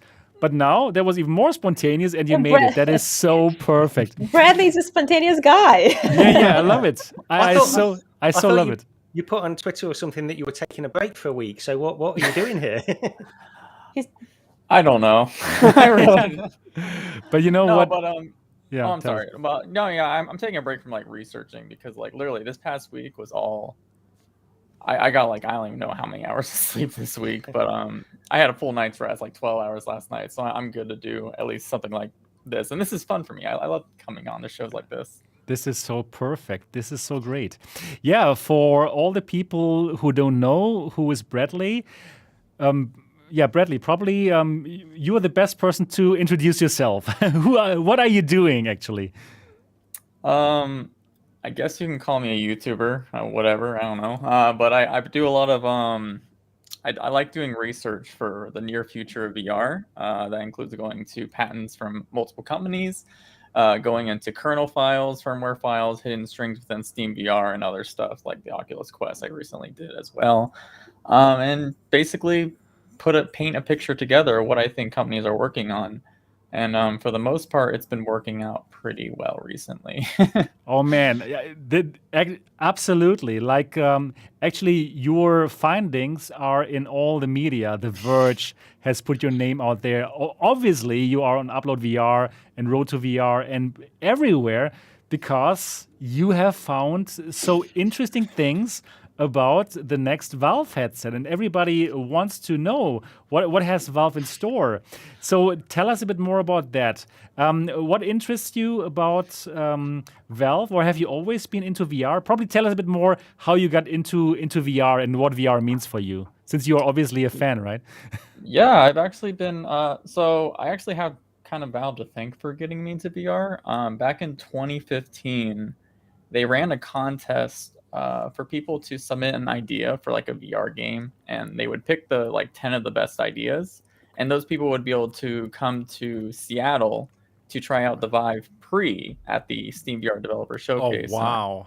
Yeah, so I got to go there and try out like 10 of the experiences that were made back then, like some of the classics like Hover Junkers and like Space Pirate Trainer and stuff, and it was all it was like. Well, first of all, I actually was puking my brains out because I was actually not used to VR back then, and the software was still like super buggy, but like it was still an amazing experience, and it really like sold to me VR is amazing. And I've always respected Valve and how they view things. I really like their stance on open platforms in general. And I like the fact that because they're not held back by like this concept of investors, they kind of do whatever the crap they want. So, right, and because exactly. they're so, yeah, and because they're so silent, that makes the mystery of what they're working on more exciting for me to want to find out.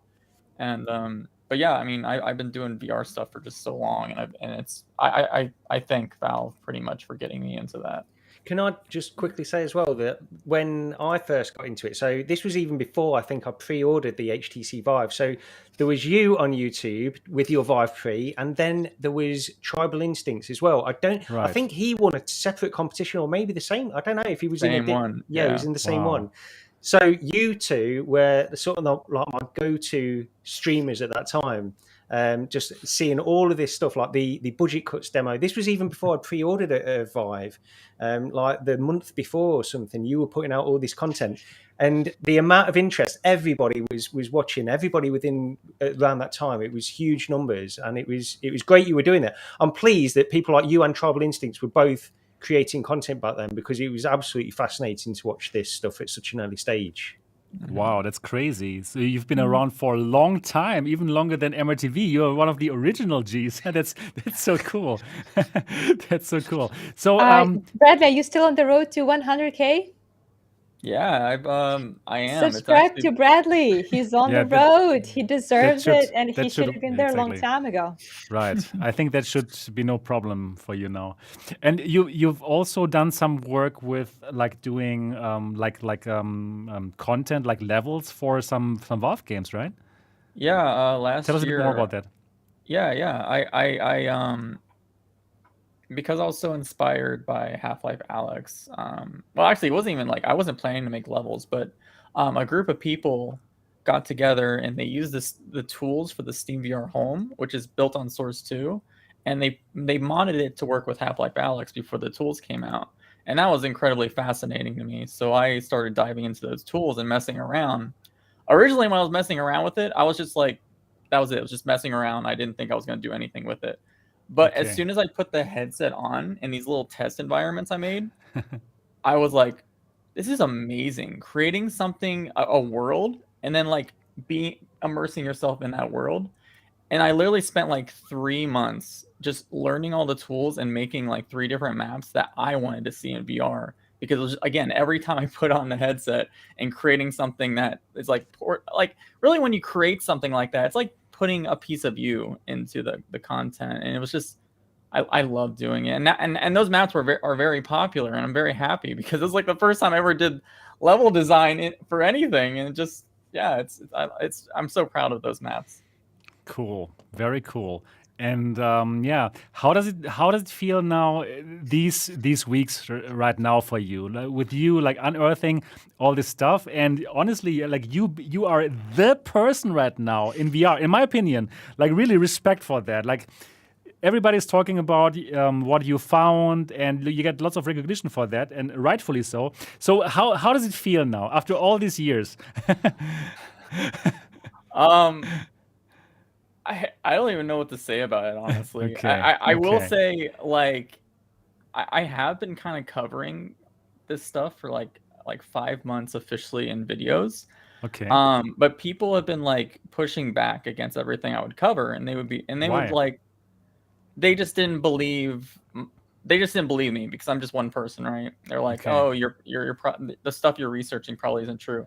But thanks to Ars Technica that have like pretty much Okay. clarified my claims and confirmed what my research has been actually been Legit. worked on at Valve, people are finally coming in and noticing me and saying, oh, this guy He said that all actually along. yeah, Yeah. exactly. So it's more Wow, like nice. I am very happy that it's popular, but it's more like finally I can talk about this without all this pushback that I've had for Right. the past few months. So People That's listen now to you. inspiring. Yeah, Yeah. that's Yeah. actually very inspiring that you worked hard on basically convincing the unsuspicious audience that this one person can do research better than hundreds of you. Yeah, exactly, like Or everyone. thousands. Yeah.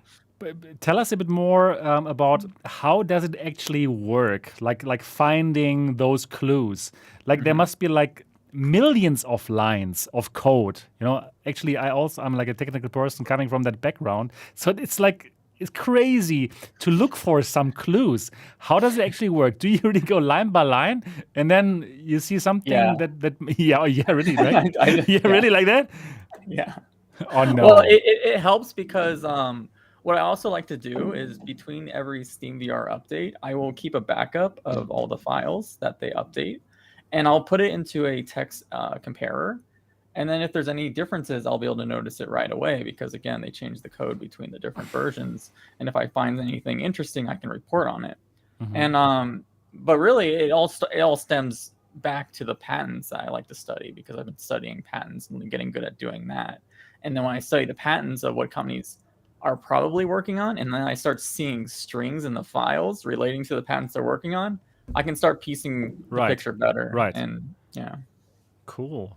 That is cool. But it just sounds like it takes so long time to make this happen. So you are a very patient person, it seems. Right? I am incredibly patient. Yeah, okay. My videos are more research than actual production for sure. Nice. But that's why Okay. people are following you, and that's exactly what they want to see in your channel. So you're doing great. Yeah, I love it. I love it that this works out so well now, and that you're getting the recognition for that tedious work. That it must be that I believe it must be. So now we want to understand more about your actual findings. So there are for sure some people listening to this podcast and who want to know now. Okay, what did he find out? People who have not yet heard about. What actually did you find? So probably it would be amazing if you could tell the people out there who don't know yet, what is Valve Deckard? So what is that headset that Valve might be working on according to your findings? So tell us a bit more about your findings. Yeah, absolutely. Valve Deckard is Valve's next generation VR headset. They've been working on it for years. In fact, they pretty much were pre-producing this headset before, like even before the Index came out. So to get people fully aware of how future-proofed. The lenses technology and the displays, I believe, as well, but especially the lens technology. Valve funded a company all the way back in 2018 so they can start working together with this company to build supply lines for varifocal lenses that I really believe we're going to see in the next VR headset. And the Deckard already? Yeah, I do believe we'll see it in the Deckard. Wow. All the supply lines from this company between the partnership with Valve invested $10 million in this company so this is not like a small bit of money. This is a huge investment for them. And since last year, those lenses have been ready for full production. They have a full supply line to build those lenses since last year. And the company I also believe that is doing the actual displays, their display technology is finally getting ready for mass production, literally within these next couple of months. So basically all the specs that I believe will be in a Deckard. I should first say that I believe the Deckard is going to be a expensive headset, of course. Like they're still targeting the enthusiast tier. Okay. But they're trying to do some really interesting things. Recently, after I found out the code name for Deckard, a couple of weeks ago, there was a leak for the Steam OS 3, which is what is the operating system that Valve made for the Steam Deck, the little handheld. And I got access to that operating system files. And after I found out the code name, I started searching around those files, and I found a file, excuse me, that literally that basically allows the Steam Deck to communicate with the Deckard, so the Deckard can report all the thermals inside of the Deckard to the Steam Deck. And from those thermals, I also figured out that Valve seems to be using a new custom Qualcomm chip inside of their actual headset. And what I believe they're doing this for is to, one, have accessible Wi-Fi 6 streaming for PC VR. And two, they also want to do a lot of cool stuff with split rendering between not just PCs, but I believe they want people to be able to plug into a Steam Deck, or even later on a actual compute unit based on x86 and Linux that they can strap to their head, because they seem to be very interested in making an upgradable headset. Because down the line, Gabe Newell wants every headset to have brain-computer interfaces attached to the head strap. Wow. So when that technology comes out and is actually ready, instead of actually selling a new headset, they can have this full ecosystem ready where when those head straps come out, they can just slap it on and stuff like that. Can I ask a question as well? So at this point, what we're seeing here, because this is the point actually, what you just mentioned there is the point in yesterday's stream where I was really interested in what you were saying. So you were talking about the ARM chip, which is basically going to be in the front of the headset and be responsible for certain functions, possibly to be wirelessly tethered to a PC and help with split rendering with that kind of stuff. See, the thing... What does it mean, split rendering? Sorry to interrupt you guys. Can you tell us what split rendering means? So basically, Valve has patented a lot of stuff related to this. They want to alleviate load from the main compute unit, like the PC, by doing some certain tasks. Like for right now, when you plug your index to a PC, your PC does everything. It does all the rendering for the controllers. It does all the computations for the tracking. It does everything. But Valve wants to have a headset that does like overlay the controllers and communicates to the PC, do some just reprojection and like motion smoothing on the headset itself, calculate all the actual vectors that the eye tracking data for foveated rendering will do. And the PC and the SoC and the headset will be able to communicate each other and decide the load that each process does. Oh, wow. Super interesting. Yeah. Sorry to cut in, Gary. I just want to make it more understandable, because some people might not have followed like Bradley's stream, and therefore I think it's good like to go like basically tell people what everything means. Yeah, of course. Yeah, no, definitely. So what I was going to say is, because I've been a little bit skeptical of the fact that a standalone headset, because in my opinion, I've said that, I'm probably repeating myself a little bit, but in my opinion, Valve would want a standalone headset at the bare minimum to run Half-Life Alyx. Okay, if they could do that, if they could get a headset that would do that, be powerful enough to do that. So I've been a little bit skeptical on the standalone side. Everything else you mentioned, I can be fully on board with and I fully appreciate. The one thing that I will say is, so what you're saying is this separate like computation unit. So it's got like an x86 attachment possibly at some point in the future, which might be responsible for the standalone portion. So do you foresee that being I mean, with all your research that you've done, do you see that being sort of a bit further away, like a few years away, perhaps, or is that something? Yeah, I think Valve will release it when it's ready, and up until the point it's ready, I do think they might try to advertise the Steam Deck as a sort of lower tier compute unit that people can plug in if they don't have a actual PC. Because I believe, even though Valve is making an insanely high tech headset, I do think they want to have the PC VR and the Steam ecosystem be built and improved upon. So I also believe that one day they might even make a Steam console again, like instead of a handheld, like an actual console, because they're trying to build an ecosystem on Linux, make it open, and to make PC VR a lot more healthy, because it's not in a very healthy state right now. Yeah. So, I mean, basically, all my skepticism around this is just based around the fact that I personally just don't understand how they could get the processing power, the battery power, the thermals, and things like that self-contained within a headset. But with everything else that you say on this, and your stream yesterday, by the way, which everyone can go and watch, which I really encourage, was fascinating, because you take it as through step by step and why it all makes sense, and everything points to what you're saying being correct. And the fact is, I agree with everything. I just don't get this standalone thing. But it might be further off. It might be further off. That's all I'll say. That's why I think like they literally don't have to do the x86 standalone stuff right away. They can literally, because again, they seem to be very interested in the idea that just like a PC is upgradable, they want to make VR headsets for PC VR upgradable in the future. So they can literally just announce just the Deckard with the basic strap that has the Wi-Fi 6 and the tether, and then months or years down the line, when the hardware gets there, they can do what they want in that way. That head strap thing, that's a really that was the point as well in yesterday's stream, where I was really fascinated by that, because that's the point where it sort of clicks. You sort of understand then what they've got planned. So they've got these interchangeable head straps, which they will bring out various versions of this going forward, possibly with different kind of functionality. And in fact, there was one on that stream yesterday, Bradley, where you were saying you don't even know what this one could possibly be. It's mentioned in the patents, and it's interesting to think about that stuff. But yeah. Okay, yeah, really. So, Bradley, do you have any ideas about timelines? So when do you think we could see that Deckard come out?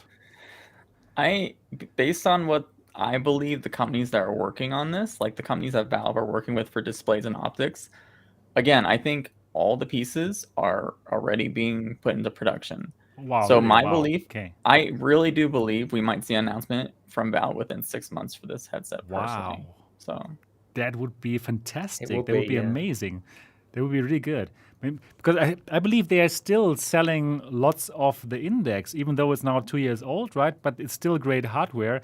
However, it's tough to compete against the numbers that Facebook obviously sells with the Quest 2, right? Because it's so much cheaper. But it's still very interesting to think that Valve would still go for the high-end PC. So like this, it's still going to be for a niche market, right, Bradley? Yes. For us enthusiasts, for the crazy ones. Absolutely. Yeah, absolutely enthusiast stuff. But like, I do believe this is going to be, other than the fact that it's expensive, this will be the most frictionless headset on the market, because again, I talked about how varifocal lens is most likely. If anyone wears glasses, you will be able to literally put in your prescription and the lenses will be able to adapt to your actual eyesight. That is amazing. I know. Imagine how many people that want to be in VR but don't, because they wear glasses all the time and it's uncomfortable. Exactly. How many people are willing to invest into that alone? A lot. And that's just one feature. Like, they are doing some really cool stuff, and I think it's going to pay off for them. They're spending a lot of R&D on this product.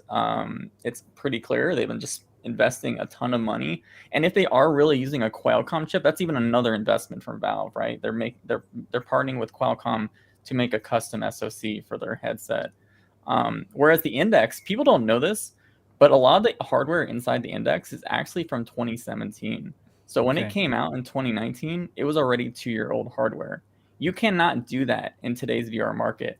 There is so many competitors that are constantly innovating so hard. We have Facebook constantly making newer headsets. We have Sony coming. We have Apple coming. I believe whatever Valve will release, they want to make it as future-proof as possible because there's just so much growth in the VR hardware scene right now. Right. Totally agreed. Yeah. I wonder how Valve feels about our Bradley digging up all this stuff for us. Good. I think. Well, I honestly think they will not feel bad about it, right? Why would they feel bad about it? It's marketing, isn't it? It's exciting. I think for me, it's like fantastic to see somebody dig these kind of things up, and it's also not bad for them, right? Because we'll talk about it right now. So I don't think they will feel bad about it. I think they can be happy about it, right? Or did you hear anything from them? Like, hey, Bradley, don't do that kind of things. They didn't do it in an obvious way, because then every other YouTuber would be able to dig it up, but it takes Bradley to get it. So I'm just curious if they expected this to happen. So I want to say a couple things on this topic, actually. Okay, yes. Valve has not contacted me since I leaked all this stuff, so no lawyers or anything. I think that's a good sign, first of all. That's a fantastic sign. Congrats. That is good. You're legal. But, actually, Valve has talked about in the past, like 2014, Robin Walker, who's like one of the main developers at Valve, he talked about how they purposely leave stuff in for their most dedicated fans to find. Wow. On purpose. Not only to allow people in the community the most dedicated to get sort of a boost from like the social, like what happened to me, right? But also when this stuff happens, they gauge interest without announcing anything from all their communities, because when this stuff blows up, everyone starts talking about it. And Valve is watching all of this, right? They're watching and they're seeing people's opinions of what they think of all of this. Dance, my puppets, dance. They were just waiting exactly. for someone to dig it up. Finally, someone found our treasure. Exactly. Like I said, the first Deckard reference was all the way back in Steam VR of January of this year. They put that there since January. I bet you they couldn't believe how long it took them for someone to find it. Like, honestly, like, why would you read the firmware stuff? I mean, yeah, but they also gave a really obvious hint at the same time. Really? They added a folder to the directory called VR Link. Like, nothing existed. Like, no one questioned what this VR Link folder. We knew it was just a simple file. It did not do anything. So they are putting little hints for people to find. I'm just very lucky that, like you guys said, no one else really cared enough to actually go through all this stuff and everything. Nobody was as patient as you were. Yeah, exactly. I do wonder. I do feel that maybe I found a little bit too much than they probably expected, because again, I don't think they expected people to look through patents or court documents from a lawsuit to their lens developer company. But yeah. Wow, that is so unbelievably interesting, and real life quest. Really. It makes me think of the Ready Player One, like Parzival was like finding all these clues, and he was the only person who found it. Oh man, he was the real dedication. That's real life quest. Exactly. And you also found out more about the hardware, like you said in the beginning of our talk, that you know something about the display manufacturers, that they are basically ready. So could you tell us a bit more about the displays that they're most probably going to use? Do you know about the technology? Is it LCD? Is it OLED? What about the resolution? Do you have any kind of insights that you could share with us right now? Yeah, for sure. So first of all, before I start talking about this, because people are very skeptical about my claims of why I choose this company, so I always like to explain how I come to it. Please. You have all the time in the world here. Yeah, in 2016, actually, Valve patented a special display technology for micro OLED at resolutions of 2K by 2K or 4K by 4K. Later on, a couple years later, there would be this company called Imagine that, well, guess what they start making? Literally the same technology that Valve patented in 2016. And then they start doing a lot of investor meetings talking about how they met with tier 1 companies, and they started working with a big tier 1 company for consumer VR uses. And they praise gaming as the biggest consumer VR use.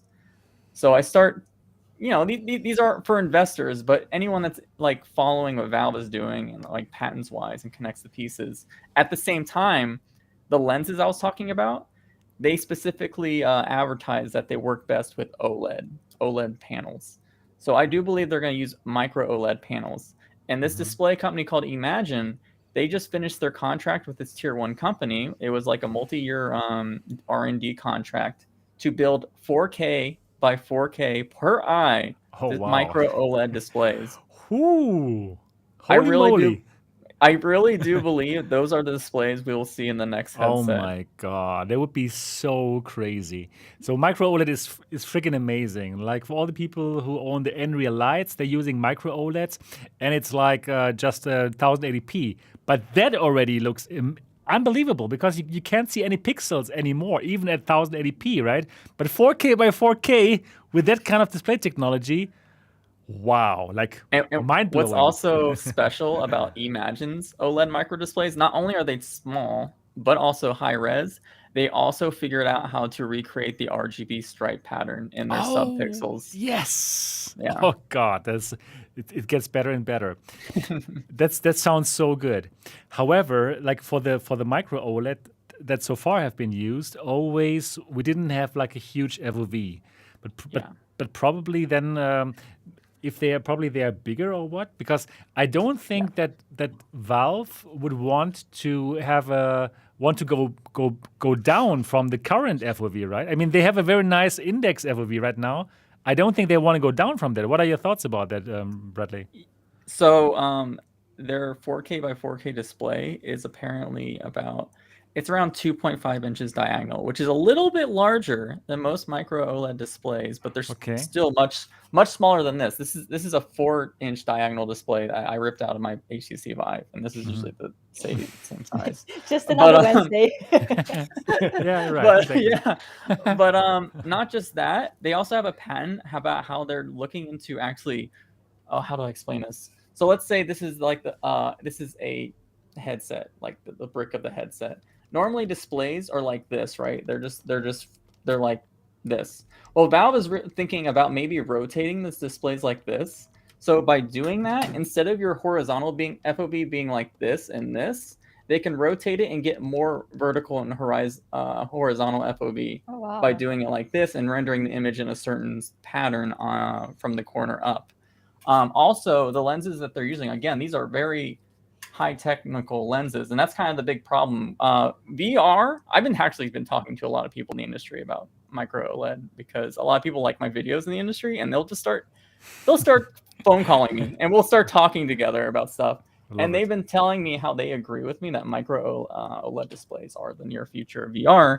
And we start talking about the only reason that it's now kicking in for VR is because the lens technology is finally caught up to the point where we can actually magnify the images from these small displays to the point where they're actually usable.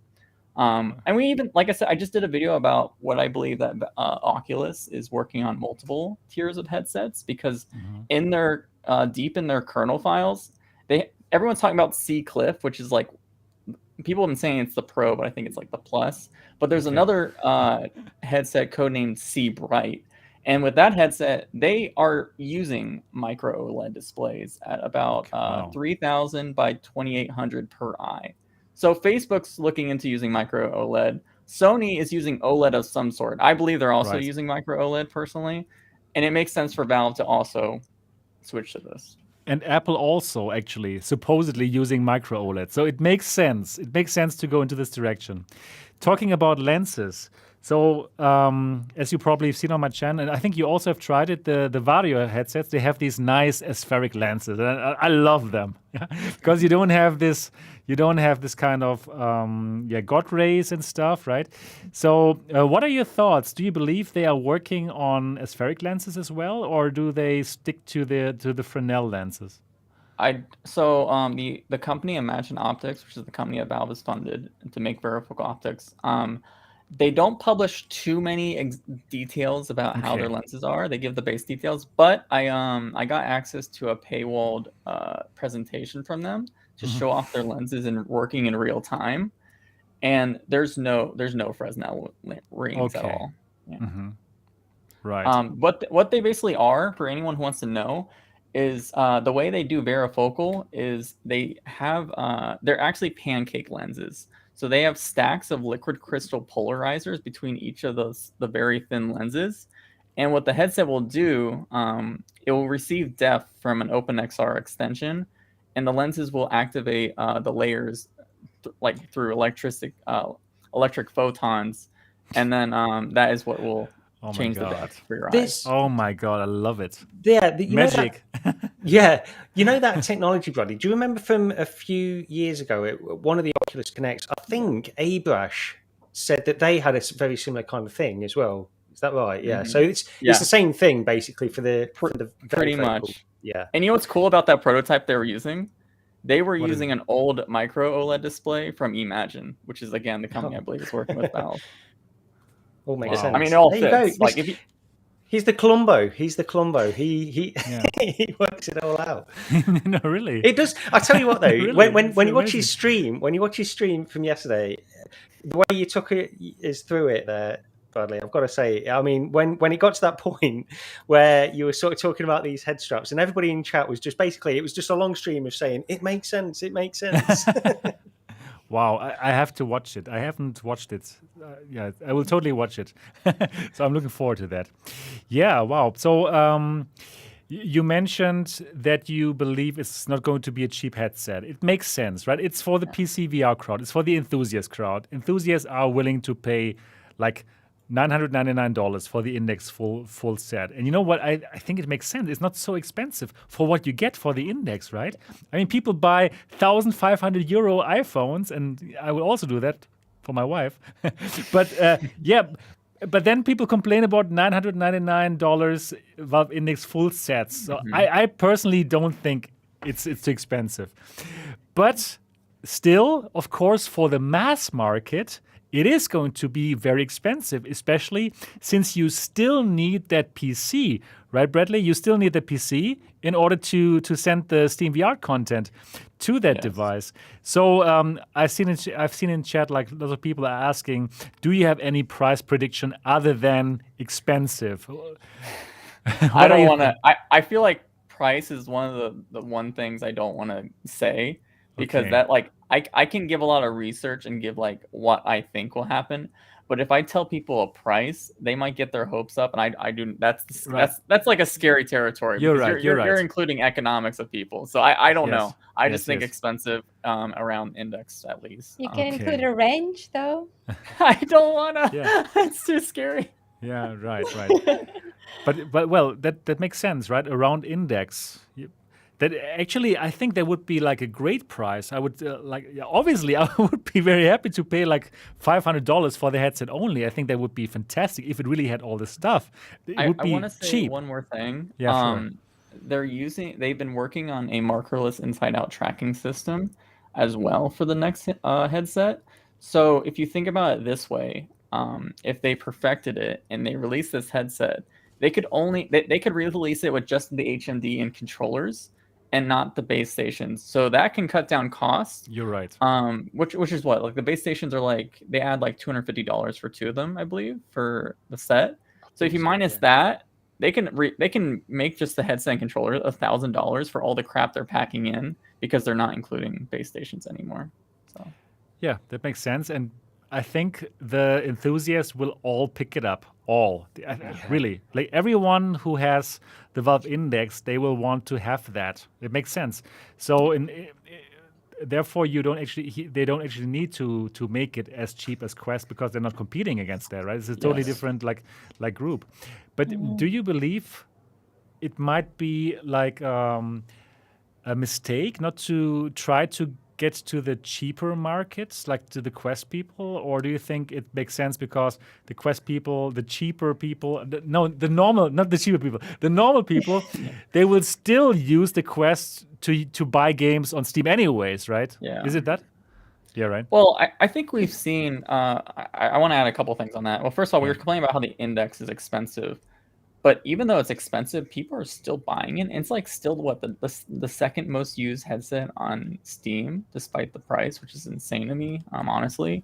But also a lot of people are buying Quest 2s just to use it for PC VR. And I see tons of people always saying like they want something a little bit better for PC VR, but they don't want an Index because it's old or whatever and it has a wire.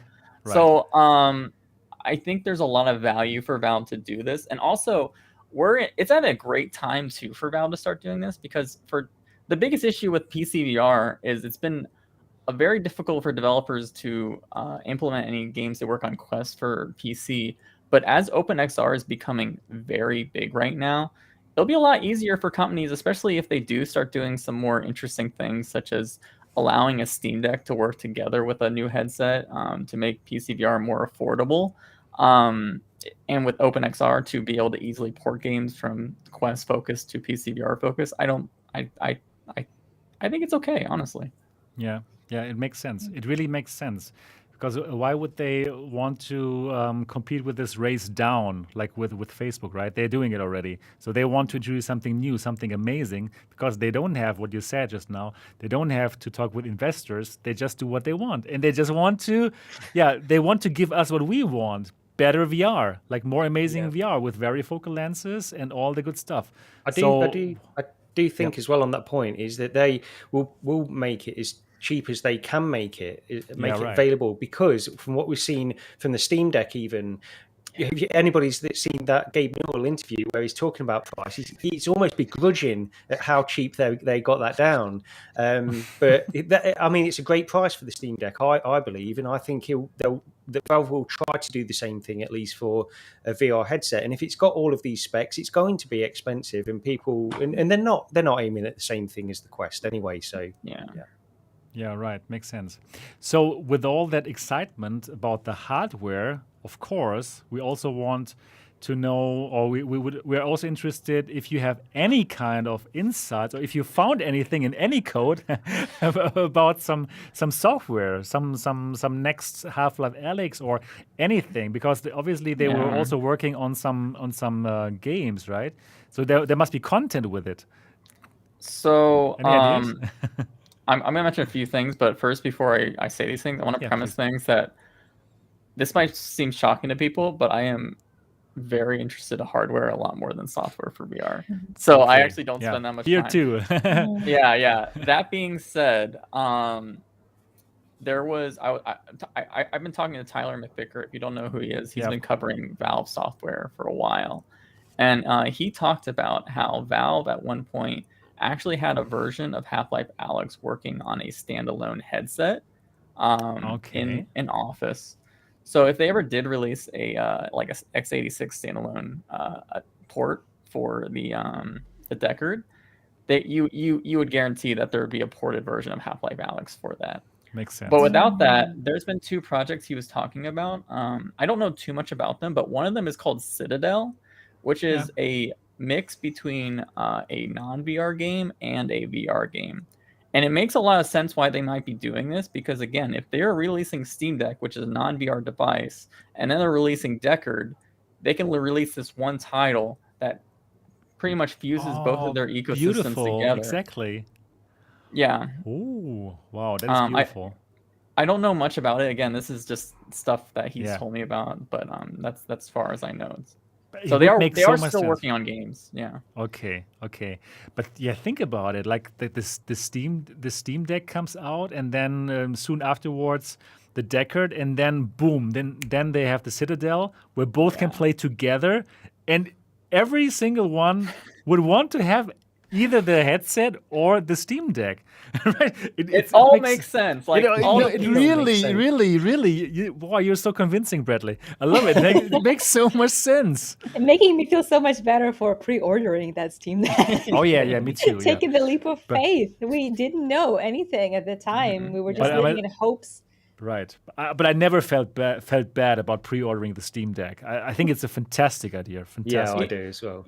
About the Steam Deck, I don't know if you've been watching Twitter, but you feel it's kind of weird that a lot of VR-only focused developers are getting Steam Decks sent to them from Valve. Yeah, Cloudhead Games, right? Cloudhead, yeah, you're right. And Cloudhead Games, I don't want no one bother Denny, please, after I say this, but Cloudhead Games has a huge history of working together with Valve and getting super early prototypes from them. It would not surprise me at all if they have a Deckard prototype in their office, and they got the deck to work together with it to optimize for their games. All right. The heat is on. Let's ask them now.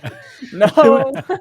No, sorry, man. Just It kidding. was. Do you remember? Talking about detective work when the Index was sort of just rumored at the time when the Index was just rumored. I think it was Cloudhead had this photo. And there was like this hardly anything, just this faint outline that people did this detective work and analysed this photo where in the distance it just had this very faint outline of one corner of the Index and said it all matches perfectly with these other images that eventually came out of the Index. I mean, some people just won't give up on this stuff. It was it's fascinating.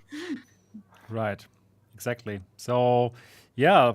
So there are some people are in the know out there, and Bradley is for sure going to get you, find out everything about it. That's so cool. Wow, I'm super excited right now. I'm super excited to hear all that stuff, Bradley, from you, and thanks so much for filling us in about it.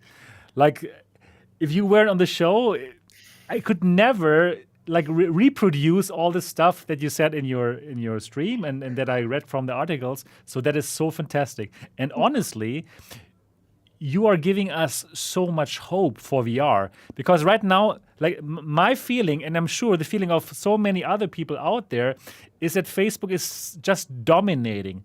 They are just so aggressively taking the whole market and like forcing us to do things that we don't want to do, and like without any hope of any other player like being able to compete.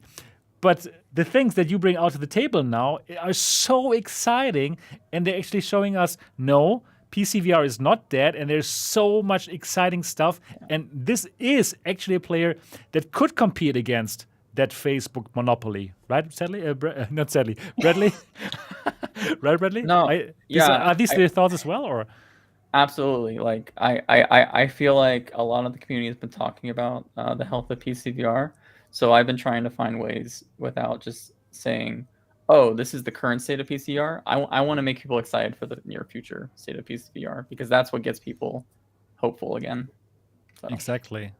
Those of you who just joined, this was not planned. No, this was so spontaneous. Kind enough to join us. We're so happy to have you here, because this is some exclusive content here. This is fascinating. I'm just sitting here absorbing everything.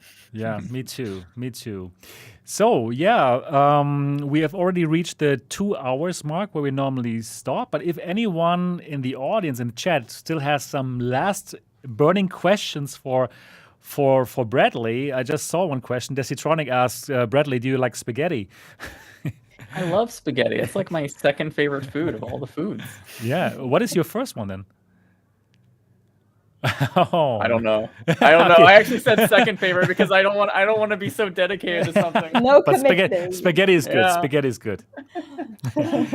Exactly. Yeah. So if you have any last questions for Bradley, you can ask them now. Of course, also Tetiana and Gary, if you still have some burning questions. Oh, do you think a wireless adapter for Index will come out? Yeah, probably no, not anymore, right? Bradley? Doesn't make sense. I think I didn't touch on this in the stream, but I touched on my stream. But I believe one of the head strap designs for the Deckard is for a WiGig2 adapter. I do not think they're going to make a WiGig2 adapter for Index 1. So. Okay. Yeah. Any more questions? What are the specs of the Deckard? Yeah, we've talked about it the whole stream. So please rewatch it. Dear Mancha King. And Guy Godin is here. Hi.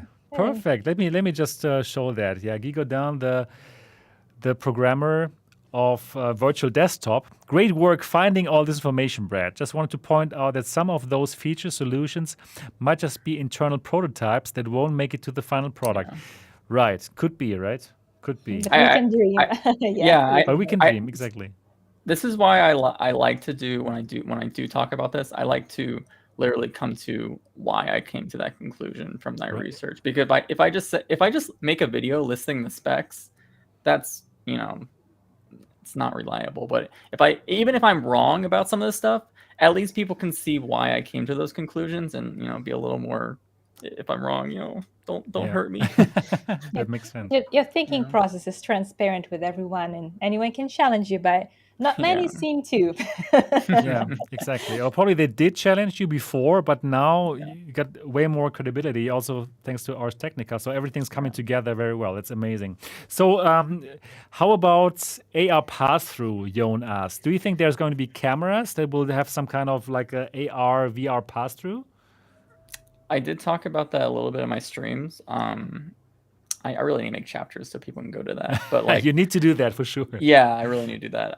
But like, yeah, they've been working with the company to do some really cool AR pass-through stuff. And also their new tracking system, it actually uses a combination of two different tracking systems actually. For talk about this one a moment. Exactly. Yeah, so what I believe, so first, let me just say the reason I believe that they're using this tracking system is there was a debug option recently added to SteamVR called a dual tracking mode. And in the patents, they talked about this idea where they use a plurality of different sensors, both camera tracking, like normal IR camera, and photodiodes with light emitters emitted from the headset and controllers. And combine that, they can get to refresh rates for tracking of up to 1,000 to 2,000 hertz for tracking.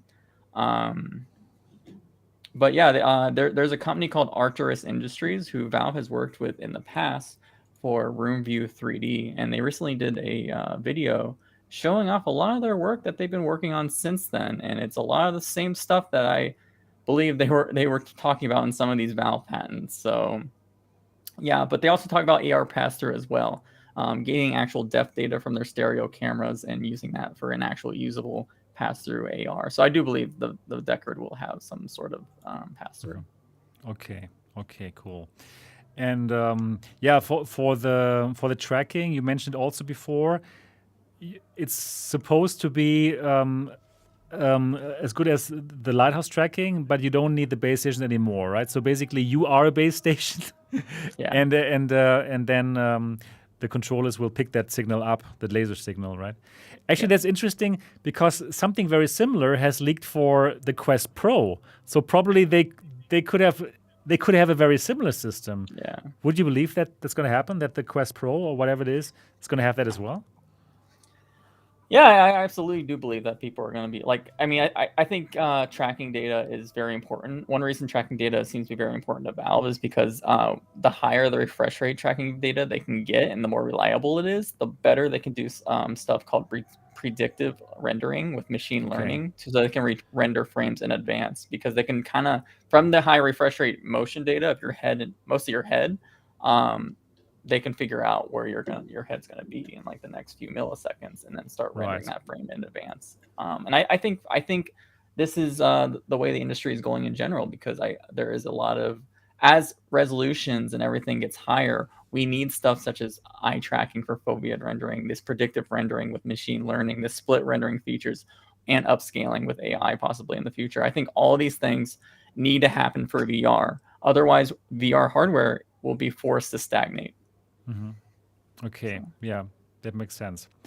Yeah, okay. I think we have found out so much today. Thanks to Bradley for like joining us like so spontaneously. So thank you so much, Bradley, for making this happen. I think it's amazing. And yeah, I think all your findings are so cool, giving us hope that we're going to get what we want, even higher spec VR, even better VR, and Valve like being the one company probably next to Sony who can challenge Facebook in their ways that they're using for VR right now. So that is amazing. Thank you, Bradley. I think everybody's very happy. Thanks so much for coming onto the show. Yeah, perfect. Absolutely. So cool. Thank so you. Cool. So spontaneously. I'm so happy now. So yeah, that's it for season 2, episode 10 of the Next Dimension podcast. I really hope that you enjoyed it. I'm sure that you did. It was such a cool show. And if you did, give it a thumbs up right now. And also, please do subscribe to Sadly It's Bradley, getting him to 100,000 subscribers. That would be amazing. Then, of course, also please subscribe to Disco VR and Immersed Robot. All the links down in the description. The channels of Tetiana and Gary both are freaking amazing. And if you have not yet subscribed to MRTV, you should totally also do that right now. And also, if you enjoy this podcast in general, please share this video, share this episode with your friends, and get out your iPhone or iPad, open the podcast app, and find the Next Dimension podcast, and give us a 5-star review if you enjoyed it. That's the best way to say thank you and to have more people find this podcast, where we have amazing surprise guests like Bradley, for example. All right, that's it for today's episode, and we're looking forward to see you all in the next episode. Until then, bye-bye. Bye, everyone. Yeah, and we're still online, Bradley. Yeah, it's always the 5-minute cooldown. So yeah, man, thank you so much for joining. That was friggin' amazing. Incredible days for you, right? It's been a wild week. Yeah, you're right. I can understand now way better why you need a break. It must be super overwhelming with everything. Like, just buy a pizza, watch some TV shows, turn off social media, get your time Exactly. off. When was the first moment when you understood yourself, like, wow, okay, that is going to go big or crazy? I really did believe, and it's ironic because I made the video, I think it was Monday, of the when we first found the Deckard codename, right? I knew when I was making that video that it was going to get big. I didn't think it was going to be that like all over the internet big, but I was like, wow, this is finally going to show that I'm not an idiot, right? And yeah, that's where things started getting good. And then when I found the SteamOS 3 leak, and I'm like, okay, this is it. This is my defining moment of everything right here. Wow. It's been building up quite slowly though, hasn't it? Because when you brought your YouTube channel back, you started off doing a few different videos, and then slowly over it feels like the past, I don't know exactly, like the past month or so, you've started really focusing on this side of things, and it's just been like a steady build up over the last 2 months, maybe. At least that's my impression of building up to this point where it's just like the entire focus. And yeah, I'm really pleased for you, because I don't underestimate the amount of effort it takes to go through all this stuff. And believe me, I don't want to do it. So it's great that you do. Thank you. Yeah, it's been a great comeback, like a real success story of YouTuber, but also includes a lot of hard work that, like Gary said, most YouTubers don't want to do because it's really hard and it's tedious. And have to really be meticulous about this stuff. But you said you really enjoy that kind of stuff because you're focusing on hardware more than software. My brother is a programmer and he is a backender. Well, he's the only backender at his job. Most people are front-enders because nobody wants to do the back end. So he's one of the most valuable people in the company. So that kind of made me think of what you're doing. You're the backender of the VR YouTube community. Yeah, that's a good analogy. Role. Yeah. Yeah. So one more question before we let everyone go. So we talked about this for a moment, Bradley, but do you think that Valve is happy or unhappy? Do you think you're like, okay, cool that everybody's talking about it, or do you think they feel somehow not happy about like how much you found out about it? I'm sure that they have very mixed feelings, but I think the positive reaction they're getting from it probably alleviates that mixed feelings to more of a positive side in general. Because again, this is years of R&D. Like even this information coming out now, which if I'm right, they are getting ready to announce this within 6 months. There's no way any other company is going to be able to supply all the technology and R&D and lines to compete with anything anytime soon. So, got it. Yeah. I really hope that you are going to be one of the first people who will get the device in their hands. I hope so. Yeah, that would be amazing. Like, okay, I knew you exist and I found you. I'm probably gonna cry when I have it in my hands. I'm like, I watched you before you were born. Exactly. Exactly. With an ultrasound. Exactly. So that is amazing. That's beautiful. Right. You're like a godfather. Yeah. And the whole thing, just as we talked about, it makes the whole thing more exciting now, right? It was just like the boring Facebook thing all over the place, right? But this really gives us some hope. So yeah, again, thanks for digging it out and telling us all about it. All right. Yeah, that's it for today. Thanks, everyone, for watching it. Again, please subscribe to everyone that you're seeing here on the screen right now. We're all doing the YouTube thing, and it's still fun. And that's it for today's episode. Until next time, bye-bye. Share this episode. Bye. Bye-bye.